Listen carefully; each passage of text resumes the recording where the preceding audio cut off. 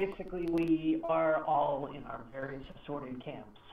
Yes, that's correct. All of Hell is here. Not all of Hell, but many people are here. This is the big boys. This is the big exciting tournament. Everybody looks forward to this every year because it's a nice break from just the existential terror of living in hell. Playing with the big boys now. Living in hell is pure hell. Yes. Zing! Don't zing him for that. I think it's a hell of a time. Playing with the big boys, all except Tishan. He's a small boy. Yes. Sean is the token youngster. There's always one. In every tournament arc, who's going to be terrifyingly strong. That's right.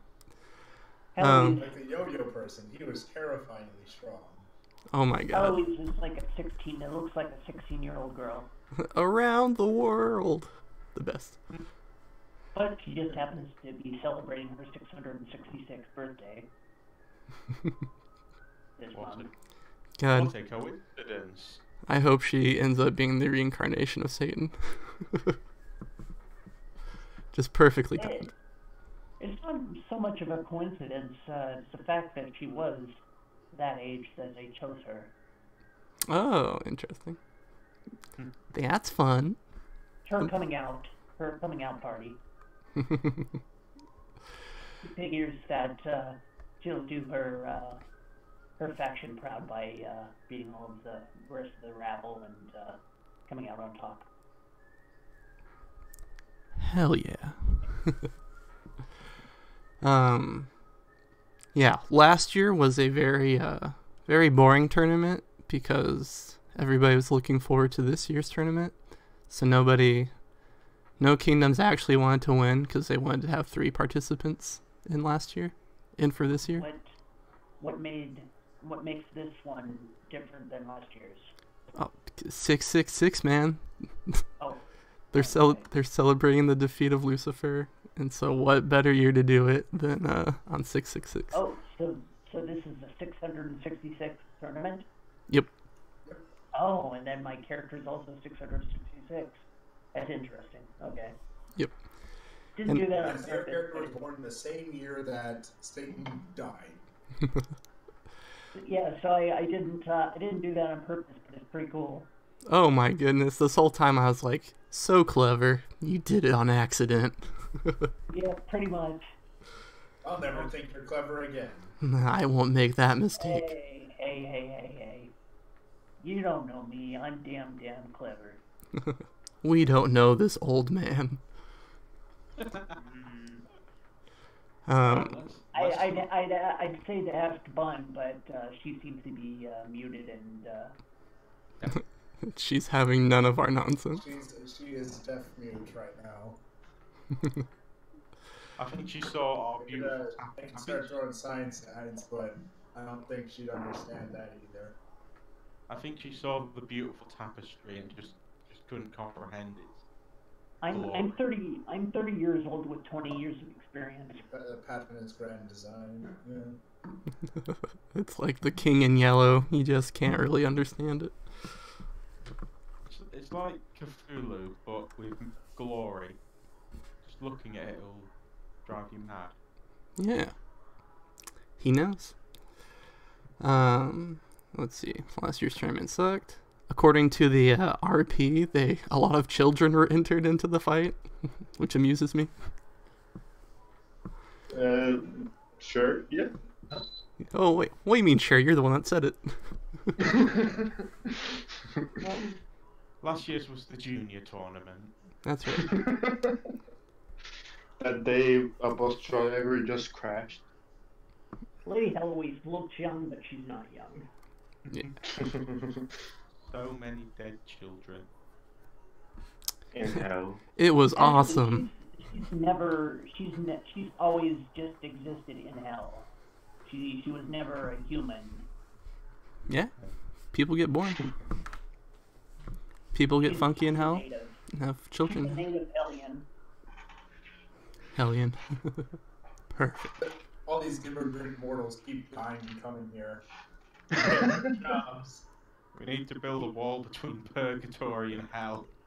We'll make the angels pay for it.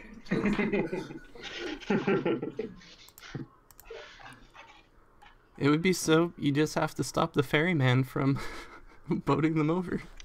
It should be very simple. We need to block off the river Styx. Yeah. What's his name in Dante's Inferno? Chiron or something like that? Yeah. Sharon. Although that's Greek as well. Oh yeah, that's the dude that trained Achilles. Also, Hercules sucks. Anyway. Perfect. We're gonna start out with the Kingdom of Graves. Them getting introduced to their characters. Then we'll go to the Principality of Hell.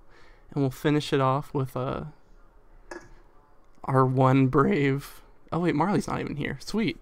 He can go last for a good reason. So the Kingdom of Graves camp is, I don't know, to the north of the arena, right where the blistering winds hit. But it's chill. North. Are we on a globe here? Is hell a globe? Hell is a like a cone.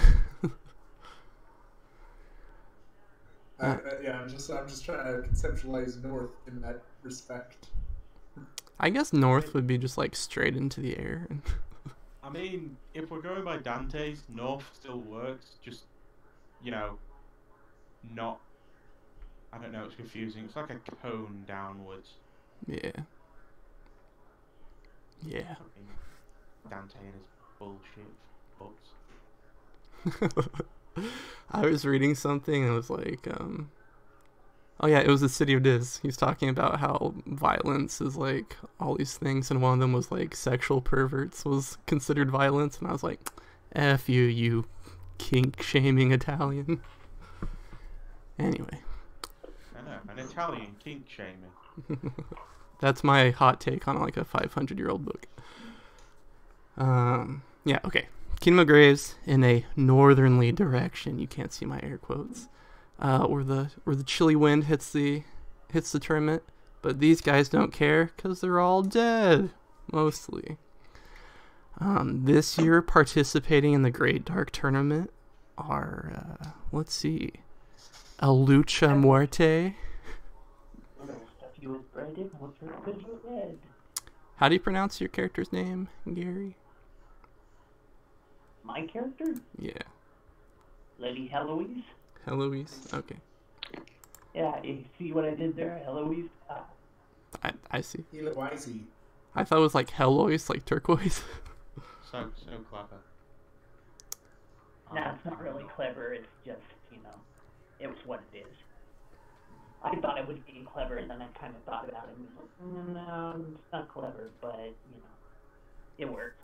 It's not clever, but I did it. It's serviceable. No, it's not clever, but I like it. And of course, the Unfamed Knight. Everybody's favorite to win the tournament. Who? As he should be. The Unfamed Knight. No, everybody's favorite is Tishan, apparently. The bets on him are just out the window. My favorite to win this tournament is myself. That's a strong buy. So day of the tournament, day of the opening ceremonies, you three are gathered together by one of Nito's like heralds. He brings everybody together in like this camp-like area that's been cleared out. He puts his hands together. He's got this gross punch because he's a disgusting dead monster. And, Gravelord Nito extends his most immaculate thanks to all three of you for representing our proud nation. And on this year, he, of course, feels like it goes without saying that victory must be attained this year more than any year before. I will tell everybody here. No. God, what is it? Heliois? What's that? Hellwise? Our young female Gravial Lord here is his personal pick to champion the kingdom to victory. No offense to the lower classes present.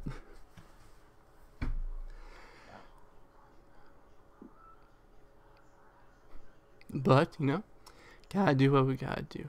And so, in the spirit of, you know, making sure our champions have the greatest opportunity that they can to succeed in the tournament, he's brought your sponsors here today so you can get acquainted with them and shake hands, although I'm pretty sure you've already met. And Gary, Helois, I'm afraid your sponsor got caught in hell traffic. We haven't seen them. We expect them to be here in a few days, but I'm afraid we're flying blind on. Well, I'll still do my job. Excellent. That's most. They chose me to win this competition, and I will do so. Hell yeah. We expect to be very impressed from you during the opening ceremonies. No doubt. No doubt. So BKR, your sponsor is, of course, King Arthur. And I'm under the impression that you've actually served him during your time in hell. Is that correct?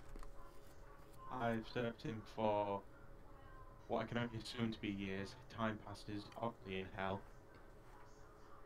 It would have been days. So true. Ooh, what's that on my screen? Something very sticky. So he is, of course, he's sitting in camp with you. He's surrounded by his knights. Right-hand man, Sir Kay, the dutiful, there for you. So, there she is. So you approach.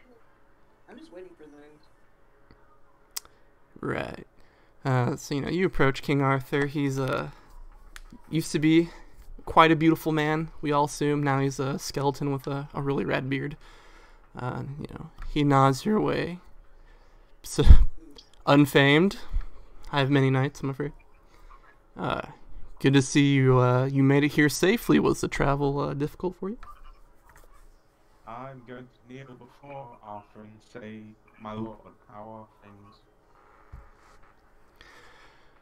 Quite well. Before we made the journey down to this wretched place, we made sure the defenses of Pandemonium were shored up in case any of the other factions tried to attack.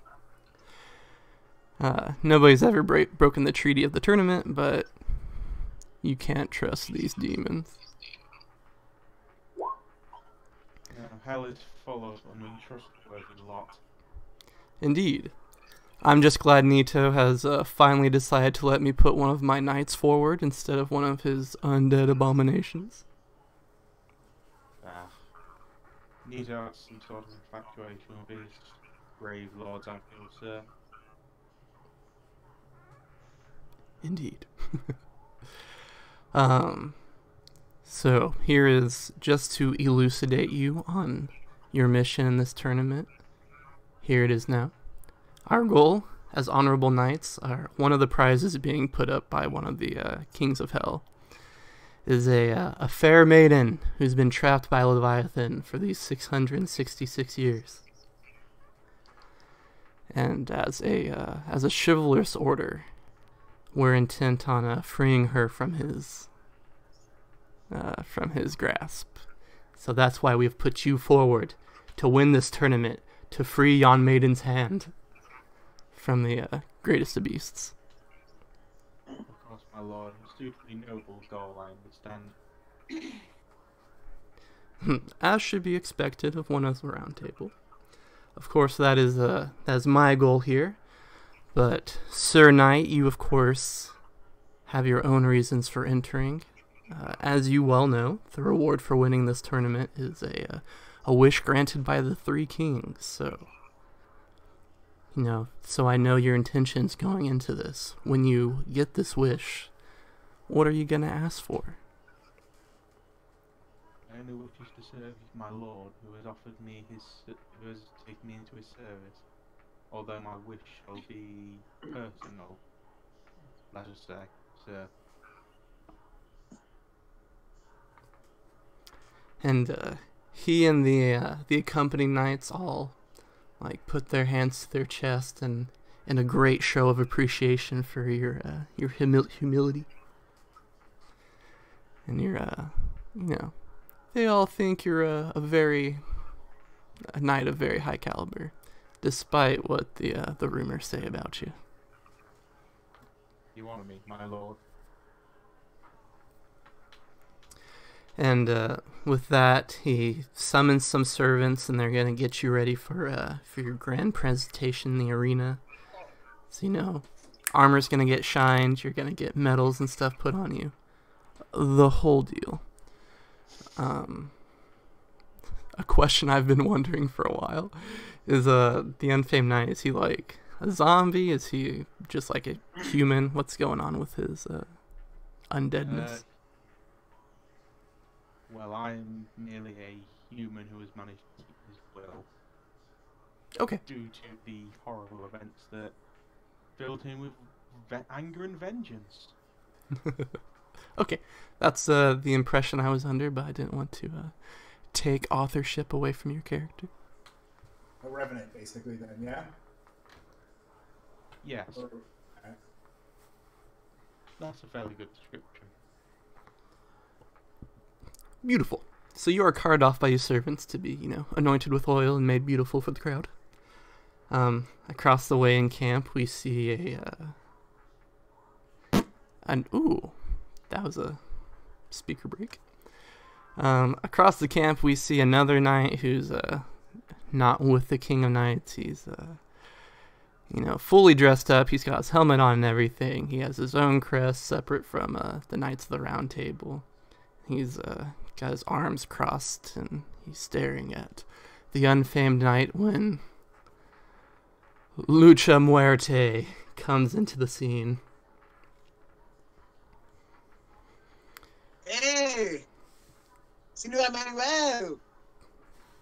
And Manuel turns his helmet towards you, and he gives you a sup nod, and he kind of pushes himself away from the post that he was leaning on.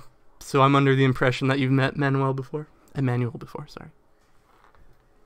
Yeah, I may have accidentally said that in the RP, but I just kind of rolling with it. Volunteered that information. That's fine. Under what circumstance did you meet? It was more of just I guess he just approached me one day, and I was like, okay, sure. Is there gonna be strong fighters? He's like, yeah. And I'm like, okay, sure. And then that's it. That's my story. You can adjust it if you want, but that's just my. Pretty straightforward. Sweet. So he's the one that asked you to join the tournament. Is that right? You look strong. Join the tournament. Okay, done. In Lucha Muerte's mind, that's how the conversation went. It probably went different, but in his mind, that's how he remembers it go. So he is the person that asked you to join the tournament. Sorry, right? Yep. Oh, so I remember one day I was walking, and he said, "Oh, glorious Lucha, would you join my battle crusade?" And I said, "How can I help you, fair knight? Of course I can." And then, yeah, that's his version of events. That's not what happened. That's how he remembers it happening. I'm excited. And so, he sees you and he says, "Heard you've been at the bar a lot?" Indeed I have. I got to get some liquid courage. And he shrugs and he says, "That's alright, as long as, for the real matches you manage to keep a lid on things, we should be alright." Don't you worry. Amigo, I can hold my tongue. Hey guys, I need to go AFK for a minute. I'll be back ASAP. Okie dokie. And so he will nod his way towards the Unfamed Knight who's being carted away, and he says, "So what's your impression of that fellow?" Senior Knight? Huh. See. Hey, he's alright. A little, yeah, how you say it? Touchy? But, yeah, he can drink. And he nods his head and he looks towards you and he says, "Alright, so what's your wish should you win this tournament? Let me hear it."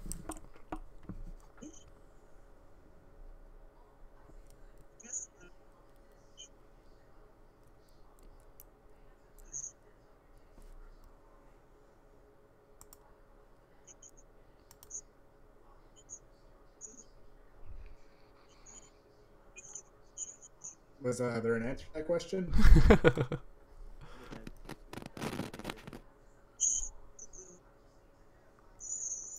Hey, if you're talking, I'm afraid your mic might have whacked out on it. What? You're back. Okay, great. Sir Emmanuel is asking, when you win the tournament, what's your wish gonna be? Oh, basically, he was just saying his wish is to travel to somewhere, a paradise for warriors, where he can fight forever and, have fun. That's his wish. Ah! He nods his head and he holds out his hands towards you and he says, "Alright, that's a noble wish. We can proceed. Let us enter a pact together. I will make sure you find your paradise, and in return you shall win this tournament for me, or failing that, you will kill the unfamed knight." Okay. Perdóneme. Huh? Pardon? What, killing the, Senior Knight, you say? That's correct. Might I ask, okay, why? Well, I assure you it'll be no great loss to the world if he's killed. He is a demon, but if you must know, it's something of a family matter. Senor Manuel, well, I do understand, familia. There is no honor in killing. It's rather not my style, you see. I'm a showman, not a murderer. Well, not anymore, at least. He nods his head at you. You cannot see his face, but you understand it's a grave look he's giving you. He says, "Very well. Then failing that, you shall win this tournament." I wasn't planning anything else. All right. He grabs a hold of your hand and gives you one of those like manly forearm grabs. All right. Is this back? And then since you hit with an unarmed attack, you put him in a chokehold and knock him out. Alrighty, and since unfortunately we were not prepared for Gary's surprise sponsor, we will. Oh, My surprise sponsor? yeah. Let's see. Let me read your comment enter. I'd like a big ancient reaper that says few words, that lets me speak for him, but it's hard to find disappoint him. The highest located. I mean, he doesn't have to be the strongest of the strong. I just think he's probably a higher level. No, that's fine. This is the big boy tournament. All the best people are here. Yeah. Alrighty, so your sponsor, the Grim Reaper, Grim to his friends, is also. I don't think he's the kind of guy who has friends. Alright, so the Grim Reaper, to everyone. He too is present here along with everybody else. You know, we're really taking a step away from the usual by not having a knight be the sponsor on this one. So since this is your creation, describe to me your vision of what this Reaper looks like. Like Reaper from Overwatch? Well, he looks like he looks like your standard Grim Reaper. He's a big skeleton fellow, long black robes, big black scythe. I mean, he's pretty traditional. All right, a conservative Reaper. Got it. Yeah, he's surrounded by just like this aura of "don't fuck with me, I'm evil." And he rarely says anything, and when he does say something, you better fucking listen, because otherwise he'll kill you. Cool. I have a question. Is this a Reaper or the Reaper? The Reaper, apparently. Hell yeah. The one, the only. So you approach him. He approaches you. He nods your way. He's like twirling his scythe. That Reaper, yes.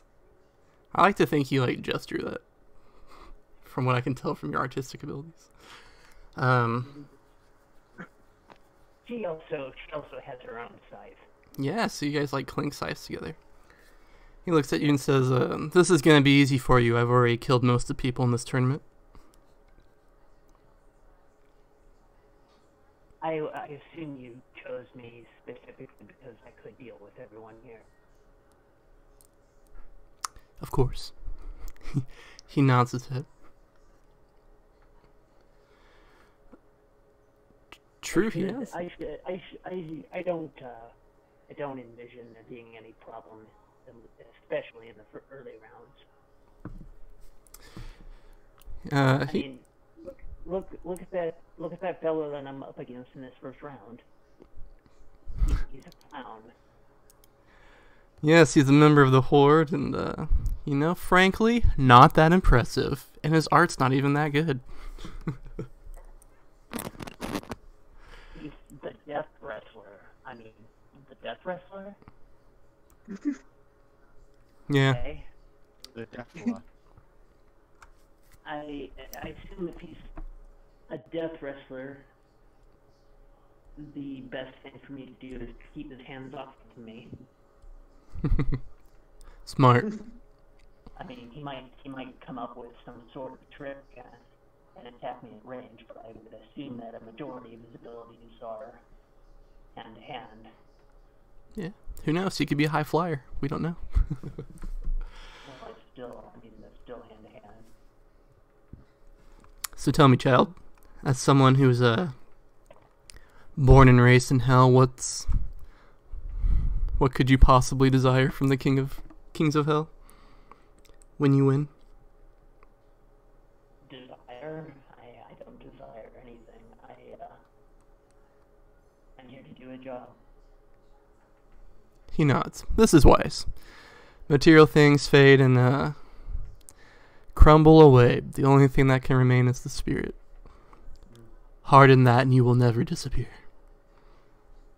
I intend to win this, but if I were to choose somebody who I would rather win, it would be that young man. Points over at Keyshawn. But I'm not going to let him, but that would be my alternate choice. And he nods. He says, yes, his situation is unfortunate. However, if this does that situation does occur, you should be prepared for the consequences. Well, when I go up against him, I will make certain to deal with him quickly. I don't intend to make it hurt. Good girl. He did tell me some stories about the world up above, and he made it sound very appealing, so I just hope he gets back to it. And he scoffs and he's like, the world above is nothing to admire that greatly. It's full of demons and monsters just as this world is. Only here we are true about it. I am content. I am happy where I'm at. So I don't personally intend to go up above, but he misses it, and he's, like you said, he's in an unfortunate situation, and I wish him well. At least until he comes up against me. And he shall nod, and the two of you will head towards the arena, and he'll say, well, you know, if you truly wish to provide him some comfort, I can bring his family down here to join us. Not if they're not already dead.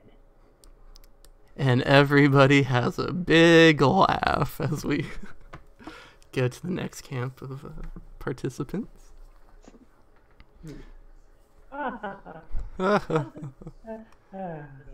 I should... Children. No,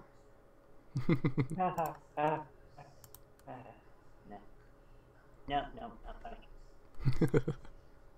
Those are the people in my camp who want to kill me. That makes you the underdog, dude. Oh, Killing is my job. I feel attacked. Gotta attack back harder. Well, Bunny, you need wait no further, because that moment is upon us. As soon as I burp. That was good. Holy shit.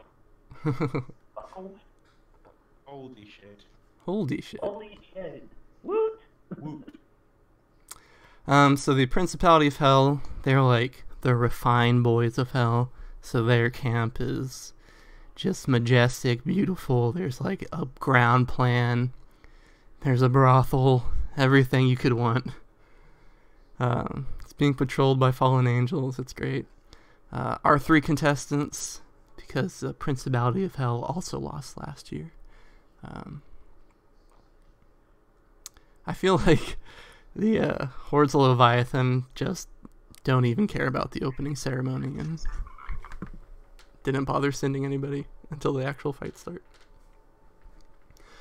So the 3 of you are assembled by, a herald of Abaddon, and as the 3 of you are assembled here, Julius Snow, Tashawn Ganesh, and Hector Chariot. As the 3 of you are assembled, you're pleasantly surprised because Abaddon himself, King of Hell, is there to meet you. He has he's a white Jew with a goatee. He has a beautiful blue suit on. He's an angel, so he has angel wings, and they look like they're made of smoldering cinder. So he's always smoking, so secondhand smoke, look out. But he actually took the time to see you guys, which, great honor. So as the 3 of you are approached, he holds his hands together and he says, "Oh, Julius, there you are." Walks right past the other 2, claps his arm around Julius. He says, I just want to say straight out, I apologize for the team you've been put on this year. If it was up to me, I would have put 2 more highborns on the team with you to, really give people of your caliber. Unfortunately, my advisors, they convinced me that a more spread out distribution of our kingdom was in order. So, I just want you to know I'm sorry that, people of your echelons aren't being represented currently.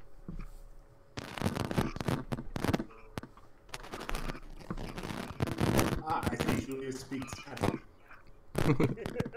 Julius Snow speaks snow. Can you hear me? There we go. Much better. My headphones saying fuck me. It happens, dude.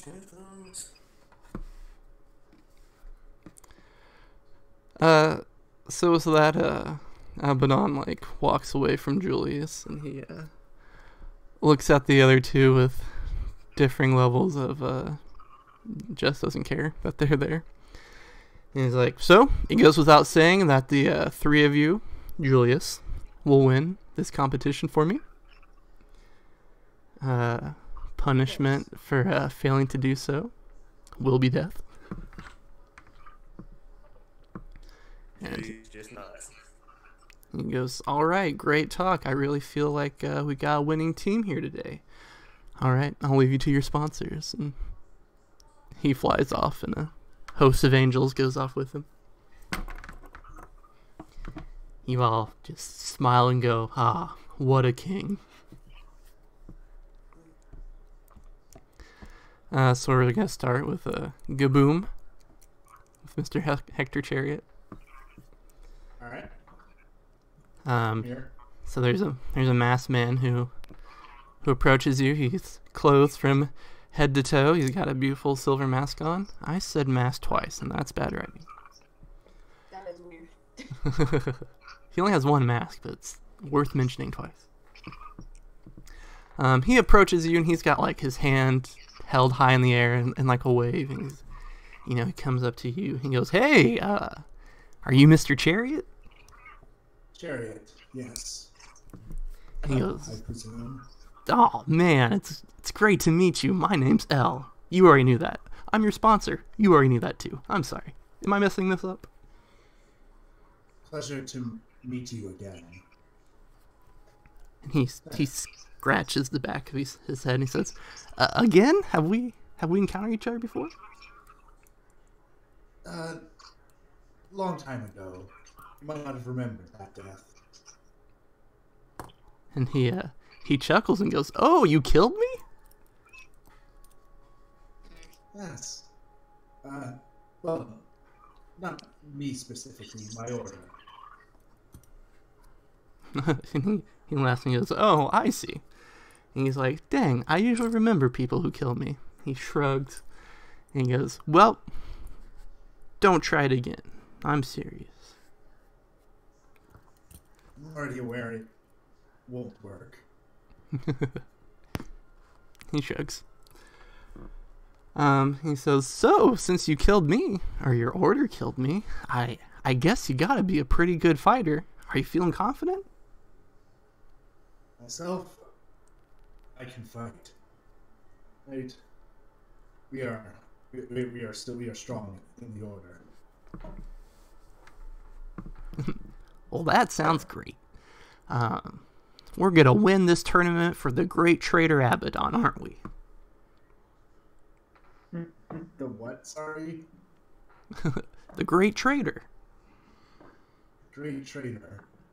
Mm-hmm. That's the best place to have this tournament, in the Circle of Treachery. And he's like, "You may not know this, but this tournament's right where God locked Lucifer for his betrayal." Ah. Does that explain your behavior? He tilts his head and he's like, "What do you mean?" Well, to honor the great trader, you change sides.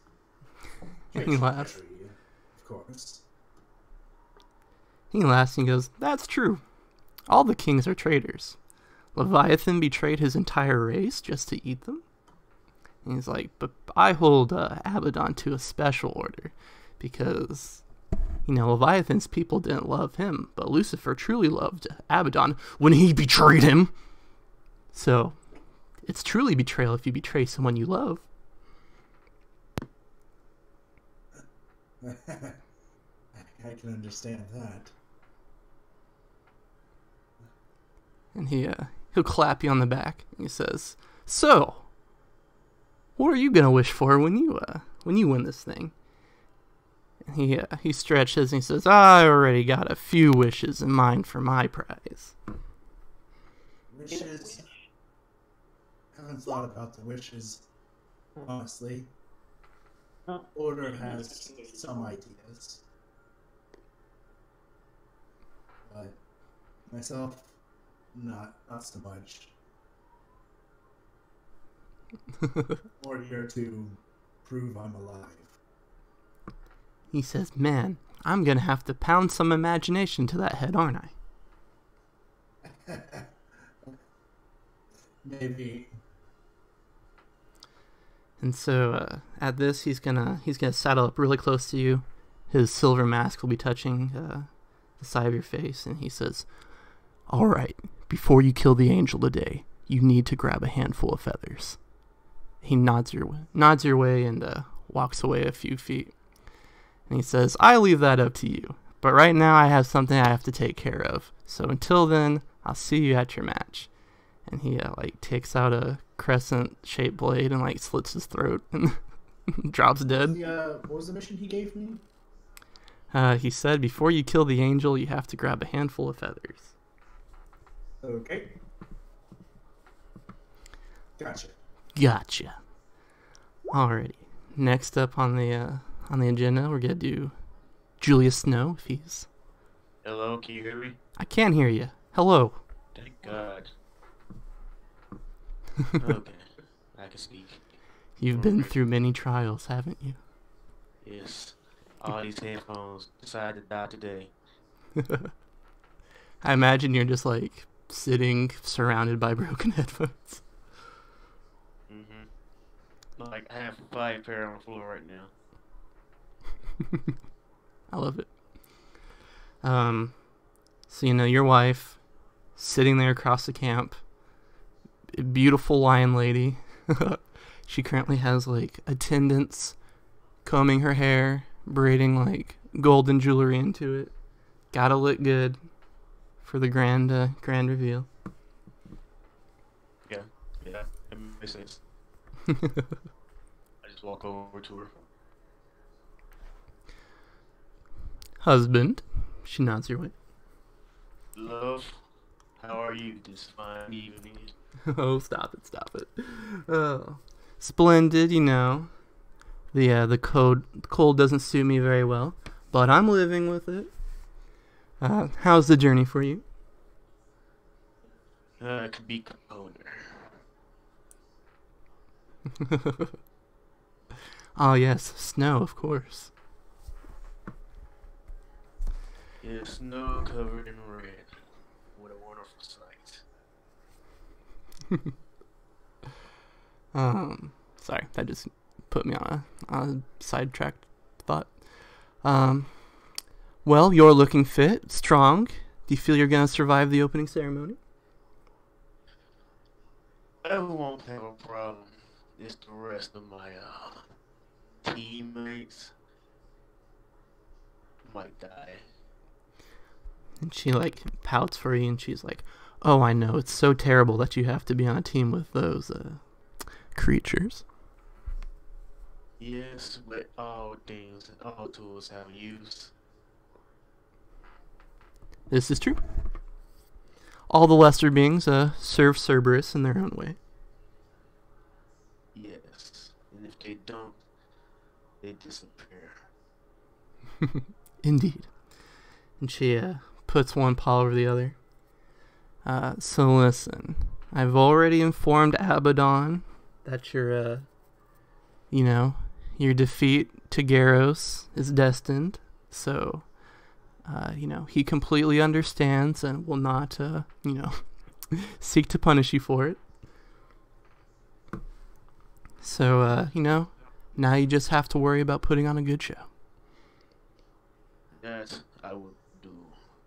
I hate losing, and every loss that makes me more vindictive and crueler. Oh, man, I love you. And so do I to you. Oh, I can't wait to see how this love story develops. It's very weird. Got a Sphinx and a demon dragon. This is. I would never thought this to be possible. For me, the thought of anybody like romancing a Sphinx is like very funny. Especially as you have to voice the Sphinx. I'm more over here like, how do you fuck? Do you like do it missionary style and just do it from the front? You don't ask. You don't ask. Style and do it from the back. Reverse cowgirl. You need a lot of back muscle. Do it with great care. And very delicately. There's lots of gentle spooning. You don't want anyone getting a bit too anxious and pulling out their giant dismembering claws. It's true. So my love, what shall you be wishing for your prize when you win it? Why more power for Cerberus? The stronger we are, the more peace we can bring. Me as well. So I feel like, as always, we are of one mind about things. Yes. So when we do when we do expand Diz, shall we take the land from the hordes or from the graves? The horrors were a sickening sight. It's just one of their numbers. Make it so they're not strong enough to rebel, but strong enough to serve. Sounds good to me. And while these two lovebirds catch up on their romance, we're gonna go over to small boy Tishan. That's how you pronounce it, right? Yep. Tishan. Tishan. Sweet. That's how I should pronounce it, because I'm from Texas. What? There you go. Now you can narrow down where I live and kill me if I make a ruling against you. Whoa, oh, God, tabs. Let's see. What's your sponsor's name? Cersei's? Mana. Mana is her first name. Cersei is her last name. Mana. Perfect. God, look at this gorgeous Sphinx woman. How could you not? I'm still just like amazed by this bra she has on.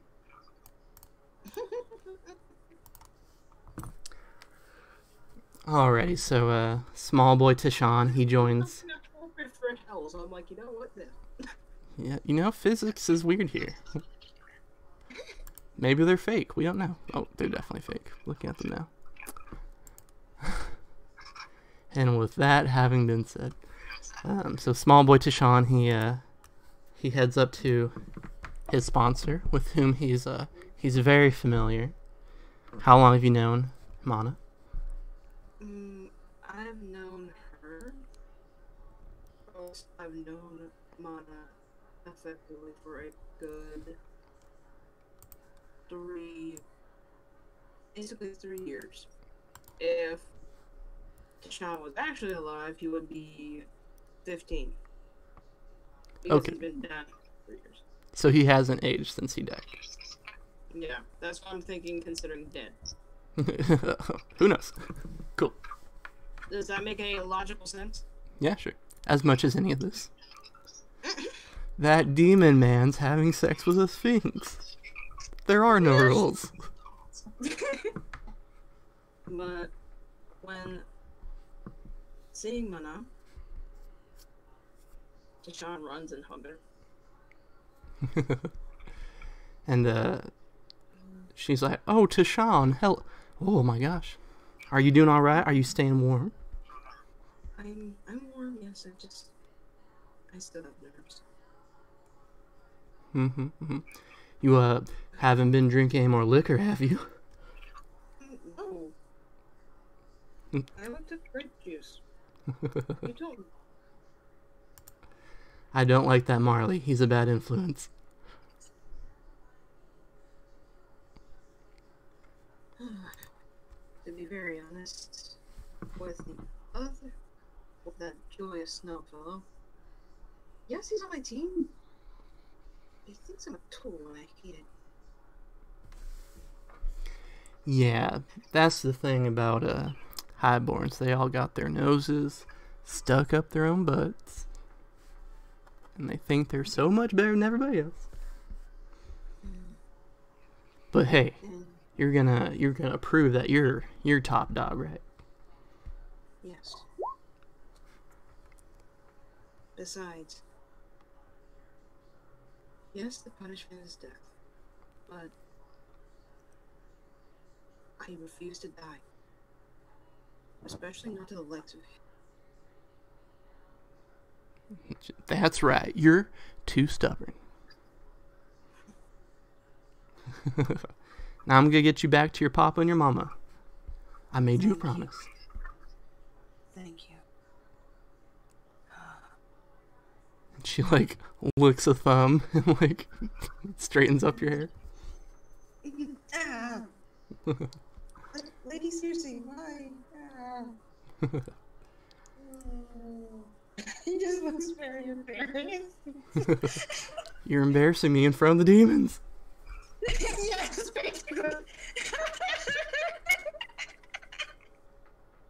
Demon Mom, you're embarrassing me in front of the Sphinx lady. Yes! For Sean, when he's embarrassed, basically his eyes become bright and the air around him is a good chunk more hot. To the point that he's physically glowing. All the snow around you is just melting. And she says, "Alright, now, you're about to go into the arena, and you're gonna face some, like, freaky shit. So I want you to be careful. You stand behind the bigger contestants. Let them eat all the attacks. You know, learn what you can. And also ensure that if they're dicks, make sure they suffer as long as possible." That's right, just like I taught you." Yay!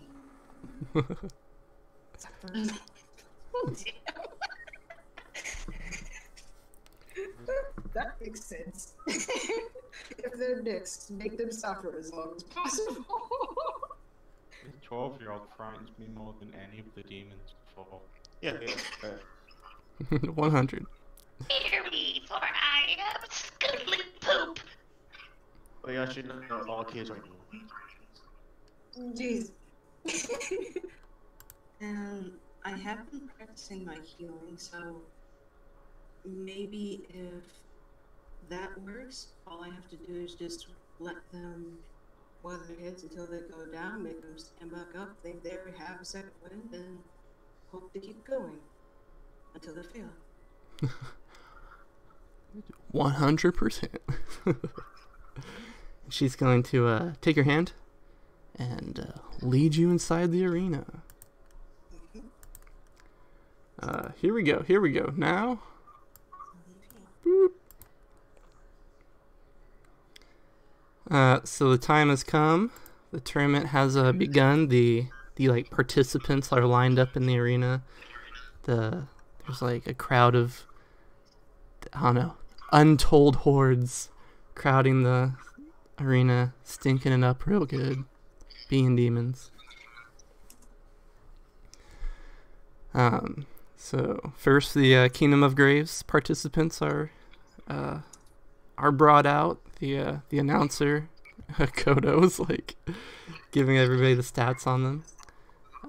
So first to enter is, of course, the Unfamed Knight. So now that you're being revealed to the audience for the first time, can we get a description of what your character looks like as he and King Arthur are both, parading out into the middle of the arena?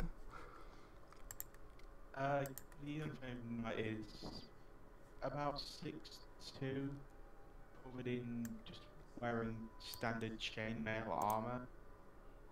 He's fairly, looks like a standard knight, fairly broad, fairly tall, just a heroic build with brown hair, just looking forward stoically towards the arena. Very good. After him comes, in what order did I do it?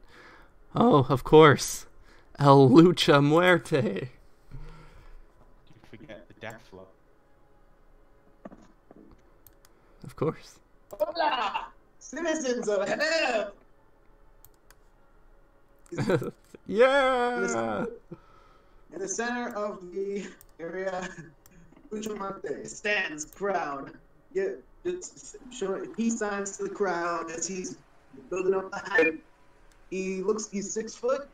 He looks rather buff, and from his skin, I'll be colored skin.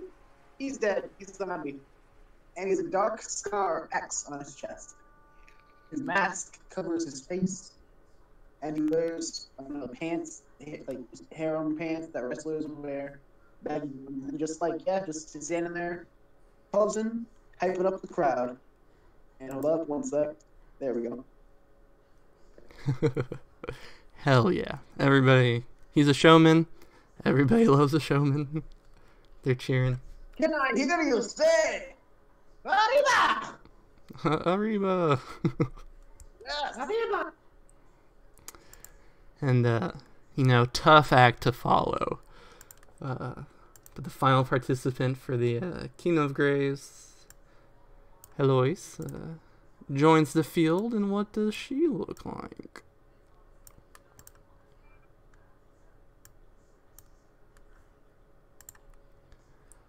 Like bad news, I bet.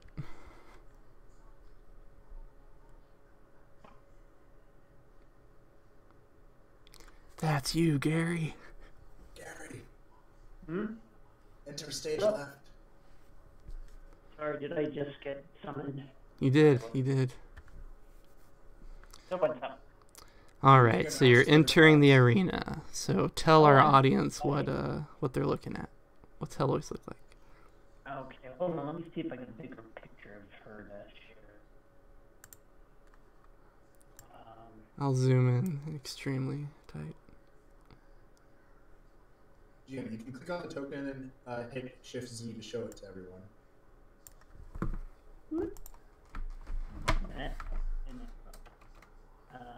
Ooh, Shazam.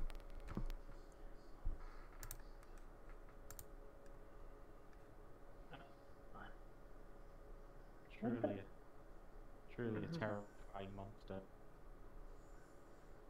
I'm already shaking in my boots. I feel the ain't.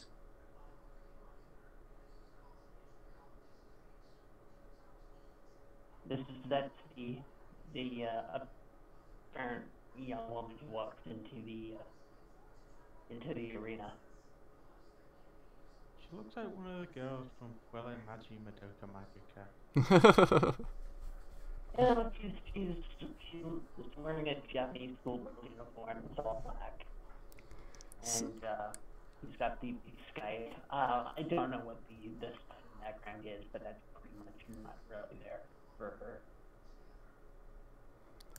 So, what's the parochial school that she attends in hell? She's never attended the school. It's just how she dresses. Ah, just a fan of the fashion, got Yeah, she's just an anime chick. She very calmly walks out into the arena. She's not looking to generate any fan interest. She doesn't seem to be expressing much in the way of emotion either. I love this because like the stark contrast with Lucia Muerte just like rallying with crowds. You just kind of go out there totally quiet. It's like, okay, I'm here now. Lucha Muerte's still posing as all this is going on. He's just still posing. Flexing. Well, first it was just a stoic night, then fucking Lucha Muerte appeared in all his glory. And She looks it.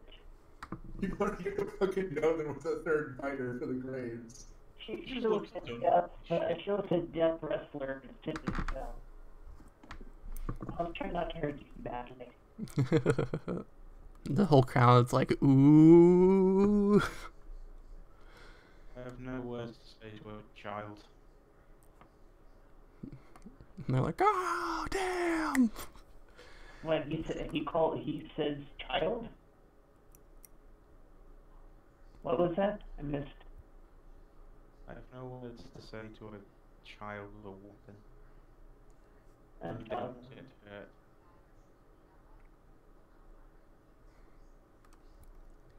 Oh, damn. Already, Senor, this team. not be wild to underestimate our opponents. Hey! Still posing. Yeah! Hey! so I end up in the very first battle. Okie dokie. Let's see. Oh, look at me. Big token. Everybody's very amused with, year after year, Kingdom of Graves just sends undead monsters and zombies to fight, so for once they have a showman on the team, so everybody's very pleasantly surprised with Lucha Muerte. It's just to see humans. Yeah. Or humanoid-ish. Close enough. They're like, everybody has 4 limbs. This is awesome.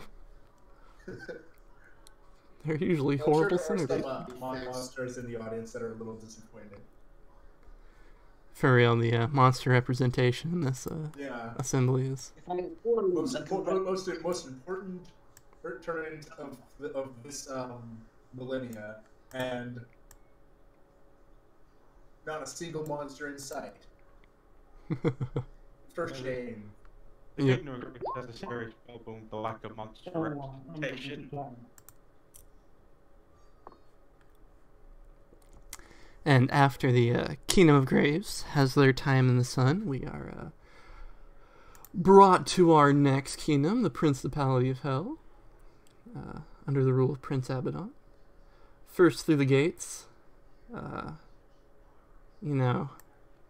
start with the bad news So first. we're not actually fighting at this exact second. Okay. Right. I was getting ready to actually, yeah. Okay. Getting ready to throw down. Throw the shit down. Alright, so Tashawn's brought in first with Mana right behind him. Let's get a description of small boy.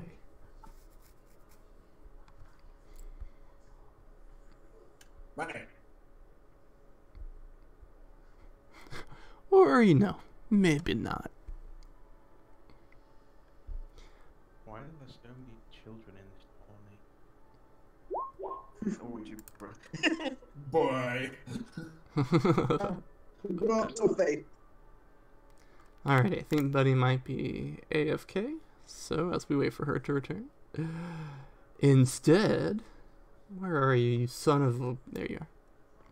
Hector Chariots, ooh, he had a PNG file. Let's go. Now that's a small boy.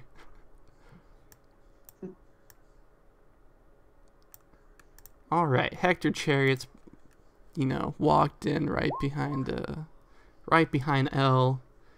So naturally everybody starts out booing because everybody hates L. Oh wait, L killed himself. Never mind. It's you by yourself. Yeah. And Hector kind of like sort of shambles up to the center of the stage, audience, arena, and kind of coughs a bit. But he's, as you see, he kind of take the more professional stance and straightens his tie. He's covered in bandages all over his face and hands. And whenever he speaks up, he starts speaking in a more clear and almost a very booming voice compared to what people have heard from him before. I am Hector Chariot of the Black Order. And I'm here to fight. On behalf of the Order, and to the honor of the Great Traitor. Yay! Principality of Hell. They love it. They're eating it up. I'd just like to give a small nod to Hector, just in character, just nod when he walks in as he sees me. You are that's the unfamed knight that nodded, right? Yeah. Yeah. Hector will kind of do a short bow and repose. Woo! Yes! Sorry about that. I was called away. It's all good. Good. Give us a Okay. description of Tashawn. Time travel back before Hector wanders in. For Tashawn, he is a small boy, raggedy jeans, a wife beater, what's left of a coat that's burnt on edges and sides. Also, he is of Indian descent, Indian American. His hair is very messy. Goes to at least almost his shoulders. But also bright orange eyes from this short little 4'9" scrawny small boy. Also, one last thing. His left arm seems to be partially attached with a chain upon it that coils around his arm down to his hand. Great. Out of character, when you say Indian American, does that mean Native American or Indian? Indian. Hmm? I find it funny that you have to ask. Well, I'm British. What was the question in the first place? He's asking if by Indian American you mean Indian or Indian, Native like American. Hindu. Oh. His last name's Okay. Ganesh, my But dude. by Indian you mean Indian. Sorry, Imagine that. Yes, oh, India. sorry, it's a touch confusing. I'm not Indian American. Indian. If I wanted to do the other Indian, I'd say Native American. Okay, I'm sorry. It's just a confusion on my part. Apologies. This British guy just really didn't want an Indian on the game. How insensitive. God. JK, nothing but love. Positive environment. Let's go. Third up. Alright, don't go calling people racist. Okay, third up on the chopping block. Julius Snow, the man who's had 4 pictures since a week ago. Hey, I don't know what you're talking about. I don't remember what that currently using. Let's see what he looks like today. Julius, who are we dealing with here? He did on the 7 foot tall, bluish gold, blue, mixed with gold, scales, whatever you call them. A nice jawline, long white hair. Oh, wow. Looking down on everybody as he walks in. Because he doesn't fuck about the lower. You don't really look down. You said 7 feet tall? Yeah. Look at Mr. Fancy In Pants. that case, you're not really looking down to Hector. You are probably a little bit, but Hector is pretty damn tall. Fuck. He doesn't care. Anybody he looks at, he doesn't give a fuck about it. He's gonna add to the fuck you. Oh, I'm sure. I'm sure characters are still looking down on him. I would Despite quit. not- even if you're not literally looking down. Yeah. He's just like, I am better than you. I'm going to drain all your life away, and then leave your withering husk. That's his thought of everybody he looks at. Because you all going to die. I would quit if I had to fight that. I'd be like, it's over. That's what I like to hear. Yes. You would have to be like, I don't know, a 30-foot tall monster to stand up against that. Oh well. I'd just like to, in character, make a point to ignore Julius Snow, just straight look away from him and say, "So Hector, it's good to see you are better than you were in the past. You prepared for our battle?" I can fight, yes. Your concern is appreciated. But Jolly good. unneeded. Yeah, the Lucha Morte I has was- to pump up a little bit now that he knows what he's dealing with. I wish to leave you satisfied with your defeat. I'd certainly be sad with my defeat as well. That would be quite unfortunate. But, you know, best of all luck and all that. It's what it'll take. Same to you, Sir Chariot. And with that, Kodo the announcer is like, and you know, the Horde's Leviathan didn't want to attend the opening ceremony, so we're just going to move on. But then, from the gates, drunkenly rushing out onto the field, the man, the myth, the legend, Jeffrey Morgan,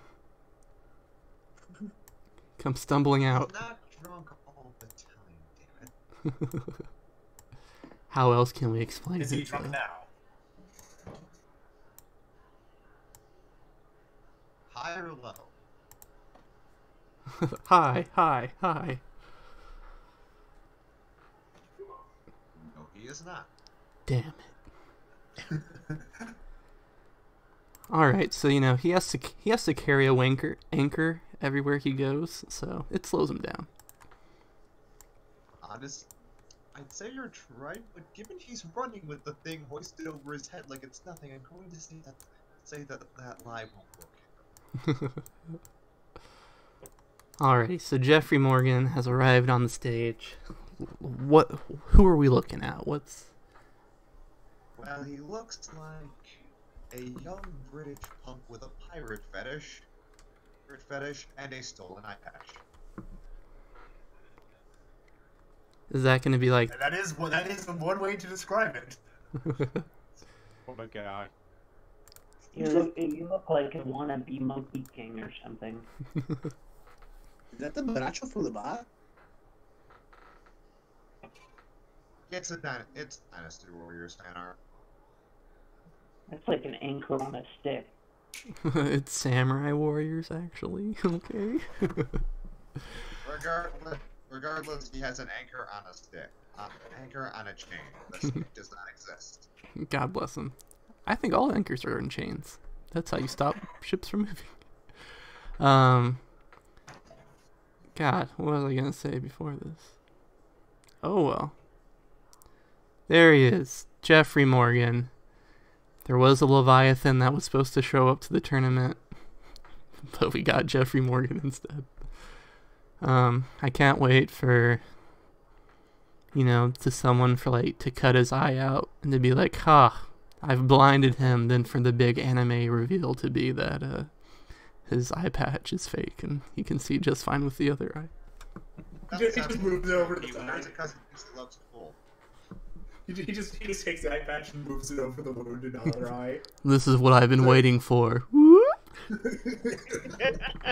Actually, he responds by simply doing that and goes, "No, I wear it because I like the look. Go fuck yourself."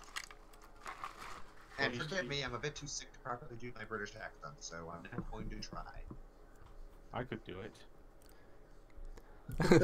As soon as I learned that you were British, I was like, well, can't do any of those accents. Southern it is. That's right. I can do the accent, but I just really don't want to. It's very hard to do it with any level of enthusiasm. That's perfect for a British accent. We have no enthusiasm. Yes, but he's a punk who got killed by the Irish mob and openly tells people to fuck up in public areas. He's very energetic. Oh, blow off, you bloody wankers. Fuck off, you bunch of cunts. That is how a British person gets angry.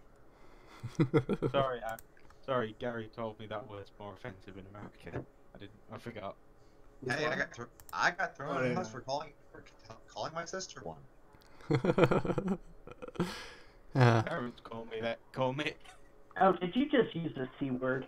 Oh my god. I forgot we talked about that. Regardless, he does put the eye patch back to his right eye, and so he says, "Oh, and fuck off over didn't tell me this was a thing." I love that word, and it's just very unfortunate that it has such a bad connotation. It all has a bad connotation in America, and if you're talking to someone over 30. Yeah. In England, it's like punctuation. In Australia, it's a term of affection. Oh my god. I have a friend who's from Australia, and it just sounds like a hellscape to me. I hate cursing, so I'm like, oh god, everything they say. Parts of America are currently freezing to death, so I don't really think they're much better. That's true. And, there's surf. Beautiful. There's indigenous population oppression, so I'll feel right at home. And with that being said, all our contestants are here, except for one giant boy, but that's alright. The answer just says, unfortunately, we couldn't fit Garros into the arena. I just want to make a squared, let's see. Where are you? I did the math. He's, oh man. With 12 people in this, the lag was really bad. 1, 2, 3, 4, 5, 6, 7, 8, 9, 10, 11, 12, 13. That's how big his character is.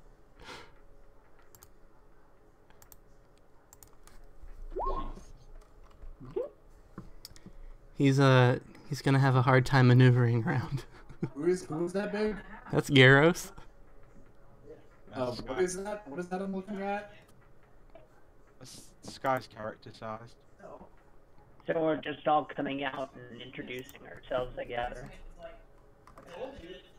What the hell is going on? Because I just saw a big boss of AoE death. What happened?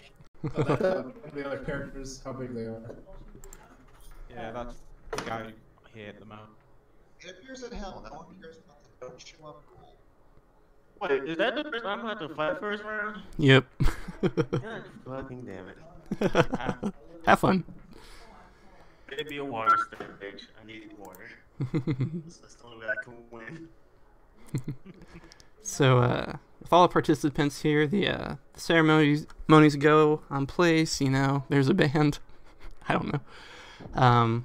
The three kings of hell all like, you know, to the winner we shall grant a wish beyond the measure of anything. Blah blah blah.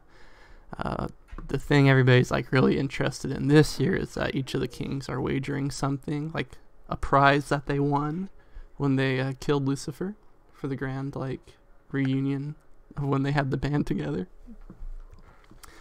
So there's like a giant golden platform that you know, raises up from where the tournament committee is all residing behind like black glass that no one can see through. And the three prizes are like placed upon them from Nito the Grave Lord. He like takes out from his own body 3 pairs of like ivory white wings. And everybody's like, ooh, 'cause these are the wings of Lucifer, the very first thing light ever touched, and they like shine white forever. And, you know, the Grave Lords have been keeping on to this prize for 666 years, and they put this on the golden platform. Prince Abaddon like flies up towards the platform, and he takes off his head a crown, and he puts it onto the platform. And this is the crown of the beast. It fits whoever you put it on, but it's meant to be worn by a person with 7 heads. And even in his angel form, Abaddon only has 4 heads. So this crown's not meant for him. And then the big boy Leviathan, who cannot fit in the stadium, he like pops out of the lake behind this really big head. Yeah, he like pops out of the lake, raises above the stadium. If there's a sun, it gets eclipsed, and everybody's like, "Oh my god!" He's too big. He like lowers one really big head over the. This is your boy. He looks at Jeffrey Morgan and winks. He like puts his mouth over the platform, and he like retches a few times and like throws up on it. And everybody's like, "Gross, dude." Lots of skeletons fall out of his mouth. The thing everybody's interested in is that there is a giant crystal that like gets put down the platform, and if you look carefully inside, there's a woman that's encased within the crystal. And some really sad like music box music plays as everybody's like, "Who's that?" The lost woman. And Kodo the announcer. What does the woman look like? She is like basically as pale as Helois is, and she has bright red hair, and she's like dressed up in a green gown. Kodo the announcer says that this is the only person that's ever existed that knows Lucifer's true name, his like angelic name. And so you know, Poison Ivy. Yes, it's Poison Ivy. You figured it out. Everybody rips off their faces, and this is actually a Batman roleplay. Let's go. Batman. Batman. I'm already like halfway to be Hush. This is We Are Robin. Everybody's Robin. Batman. I mean, go on. there wasn't anything else to say. I'm just like basically Hush from Batman. Bane. Since Hush. When I said hush, I meant hush. since Jeffrey Morgan is like, you know, he hears a thing or two being a drunk pirate boy who steals stuff. Yes, that is Lilith within the crystal. I only know that I can only whisper from Vampire the Masquerade how Kane Thornton's story went. Gotcha. So everybody's like, Lilith Ivy got me again. The punches keep coming. And so everybody's like, dang, those are some dang prizes. No wonder the Grave Lords are like pushing each other so hard. They're just trading body parts of Lucifer around. If we got the wings, what would they do?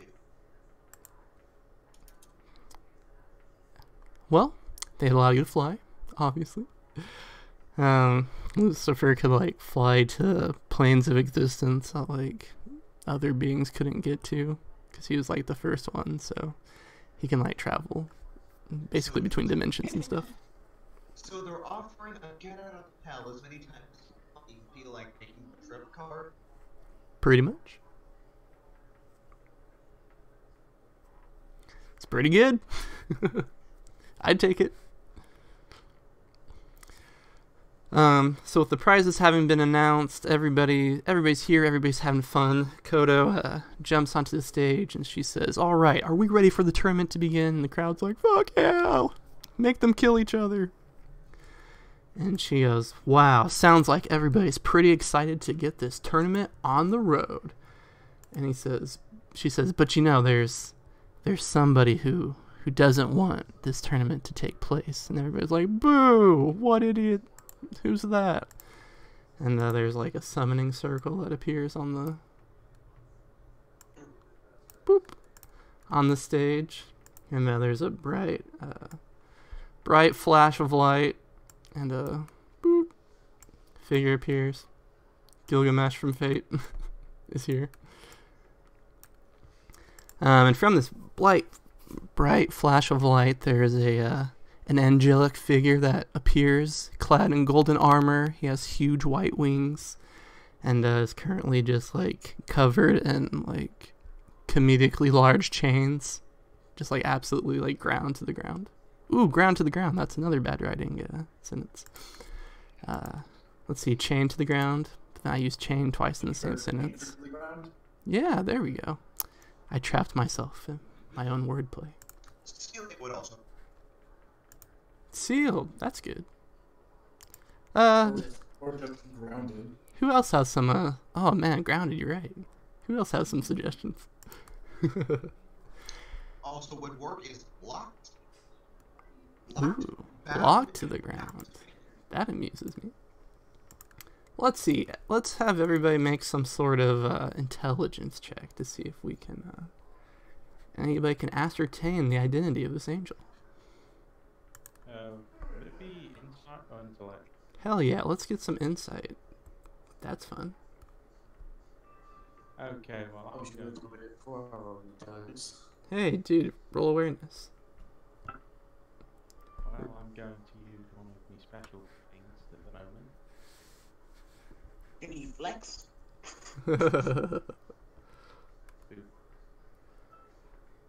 Tishan goes, "Ah, yes, of course."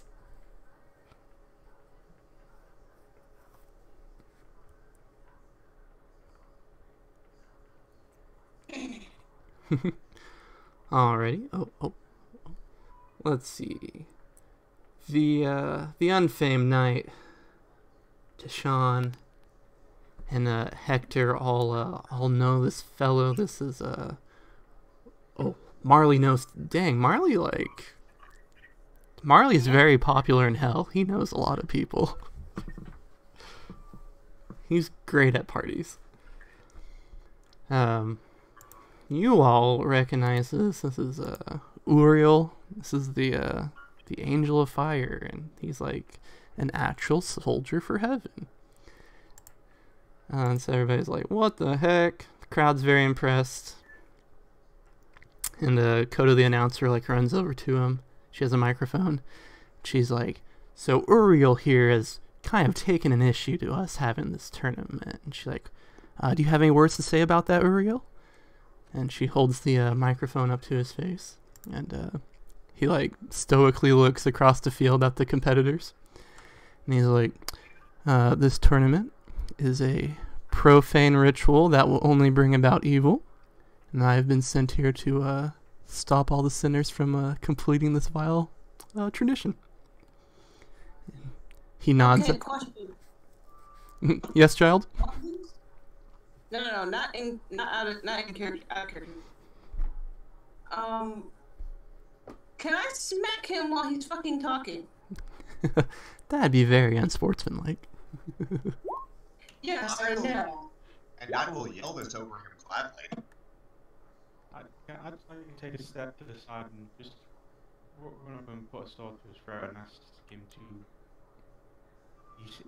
to hold still his tongue. And the chaos starts. Alright, Bunny, make an attack roll. Okay. Can I, while she's doing this, that's what I want to do as well. Ooh. Can I try taking some of his feathers from where I am? Using my powers. Yeah, go All ahead. out of time? So let's see how that's gonna be real quick. We all roll if you want to make an action. Just chain fly right across the deal while he's fucking talking.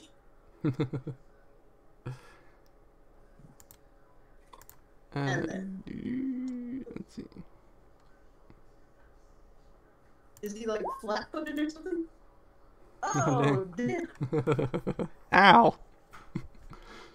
Oh shit, he has really high cover. I know, you rolled that one. Question. Hmm. I do have a valid question here. What is his dodge and parry when cut in half? Because he's flat-footed? When it's cut in half, it's 5. Cut in half, it's 5. Ah, damn. I didn't roll high enough for It multi-attack. would only have the, so like he would have 15 being total defense. Mm-hmm. Yeah, that's what I mean. That means I just only hit. Though, that net one on toughness save, though. I think he got staggered. He's like, ow, man. I don't know what else I have to say. I choose to believe that he's saying fuck. I'm gonna check a roll real quick in terms of failing the nat one on stage real quick. Just gonna be very honest. Because this is gonna happen to any one of us too, so... One off. I hope we just, like, circumnavigate this entire fight right now. That's what using extra effort for is for. We roll and just take a level of fatigue. Okay. So there's a bit of bell curve. Things like That one. One. Okay, natural 1. Resistance check. I think that one sound was like extra penalty. Natural 1 check. Critical miss, regardless of your result.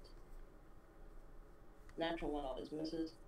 So, effectively, regardless of the result, He, like, explodes. a nat 1 means, regardless of your toughness, it's kind of... It's worth noting that in this game, the rulebook says that even if you fail a check, you get a 1 on a check, it doesn't necessarily mean you auto-fail. No, it doesn't mean you auto Yeah, fail. like, I think like there's critical misses as far as like attack There are rolls, critical misses.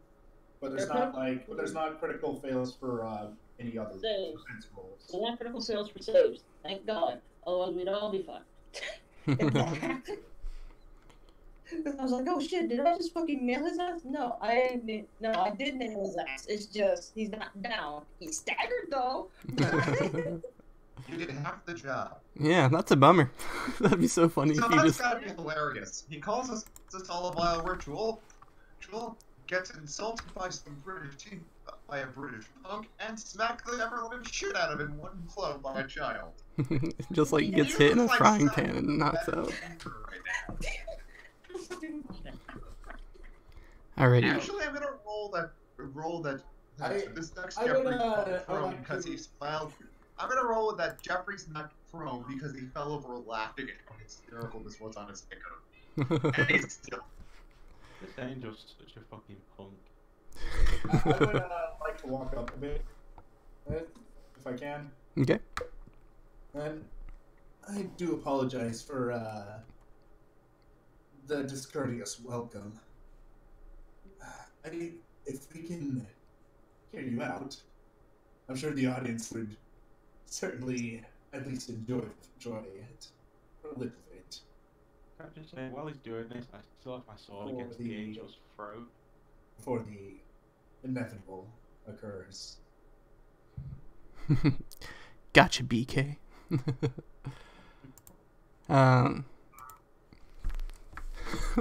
So the crowd's like eating everything up. Uriel shrugs. He's like, I so die. Okay, when you're saying. Kodo's like, oh, so Uriel doesn't want the competition to take place. And the audience is like, boo. And she says, well, you know, Uriel, we're going to give you your chance. These are all our competitors. So if you can kill them right now, then no tournament's going to take place. And Uriel's like, so if I kill these 7, it's over? She goes, that's right. And he goes, very well. You're going to suffer worse than anything that most people can normally think of. Congratulations. We shall see. I was going to avoid any sort of combat. I mean, all of you arguing people, but we have to fight to allow this competition to begin. It's been nice knowing you. We have this in the bag. This woman is that easy to hit? We have this. Yeah, he's currently on his own against 7, like, Power 5-foot heroes. He's not got good chances. Seriously, I do hope for your sake you hit that truck. Otherwise, this is just gonna be boring. Jeffrey says he picks up his anchor. Tell you what, I'll even go in there just to give you a fair shot. So, Kodo runs for the hills. She, like, jumps into the audience, and the chains, like, shatter. He has his arms crossed, and he's like, alright, let's go.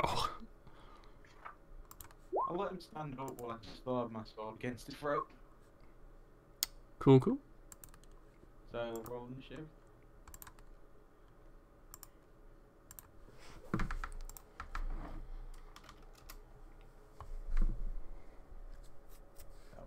Yeah, I forgot to put in the person. Yeah, I gotta click them tokens. God damn it. That's even better. Perfect mistake to make. So everybody's rolling their niche.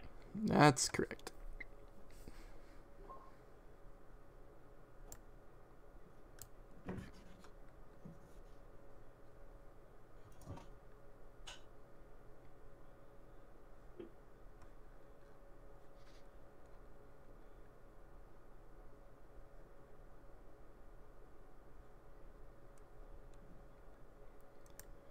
Hector's a slow boy.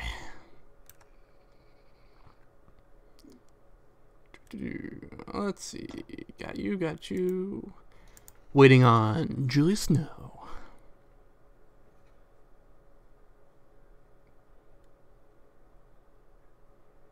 Holy shit, who rolled a 30? Yeah. Looks like Julius dropped, so he's I think Julius is in this kind of market. He dropped. yeah. My highest score would be at 25.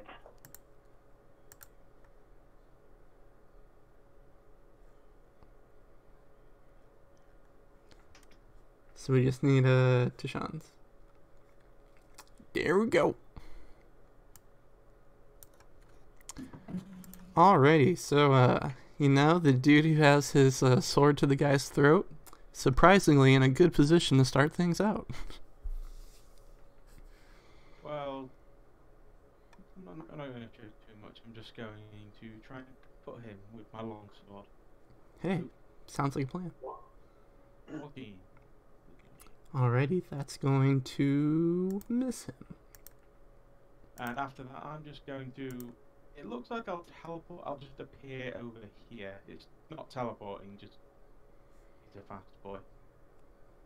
Okie dokie. Lucha Muerte. I didn't think the fun would start this early. Alright. I am going to... Let's see. Let's see. One sec.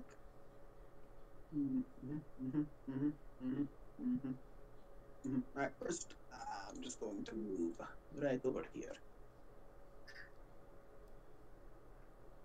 And just shout, "Hey! Why would you want to stop such a grand occasion?" And I'm just gonna flex and pose. That's my thing. Everybody's like, okay. Jeffrey Morgan. The man, the myth, the Morgan. My turn. Yep. Well, Jeffrey's going to run up and try and smack him with... That seems to go with the game plan. That hits. What's the toughness on this? The anchor does 3 damage bludgeoning plus Jeffrey's strength, which is 7. So 10 bludgeoning. And he failed. What a man. What a guy. What a guy.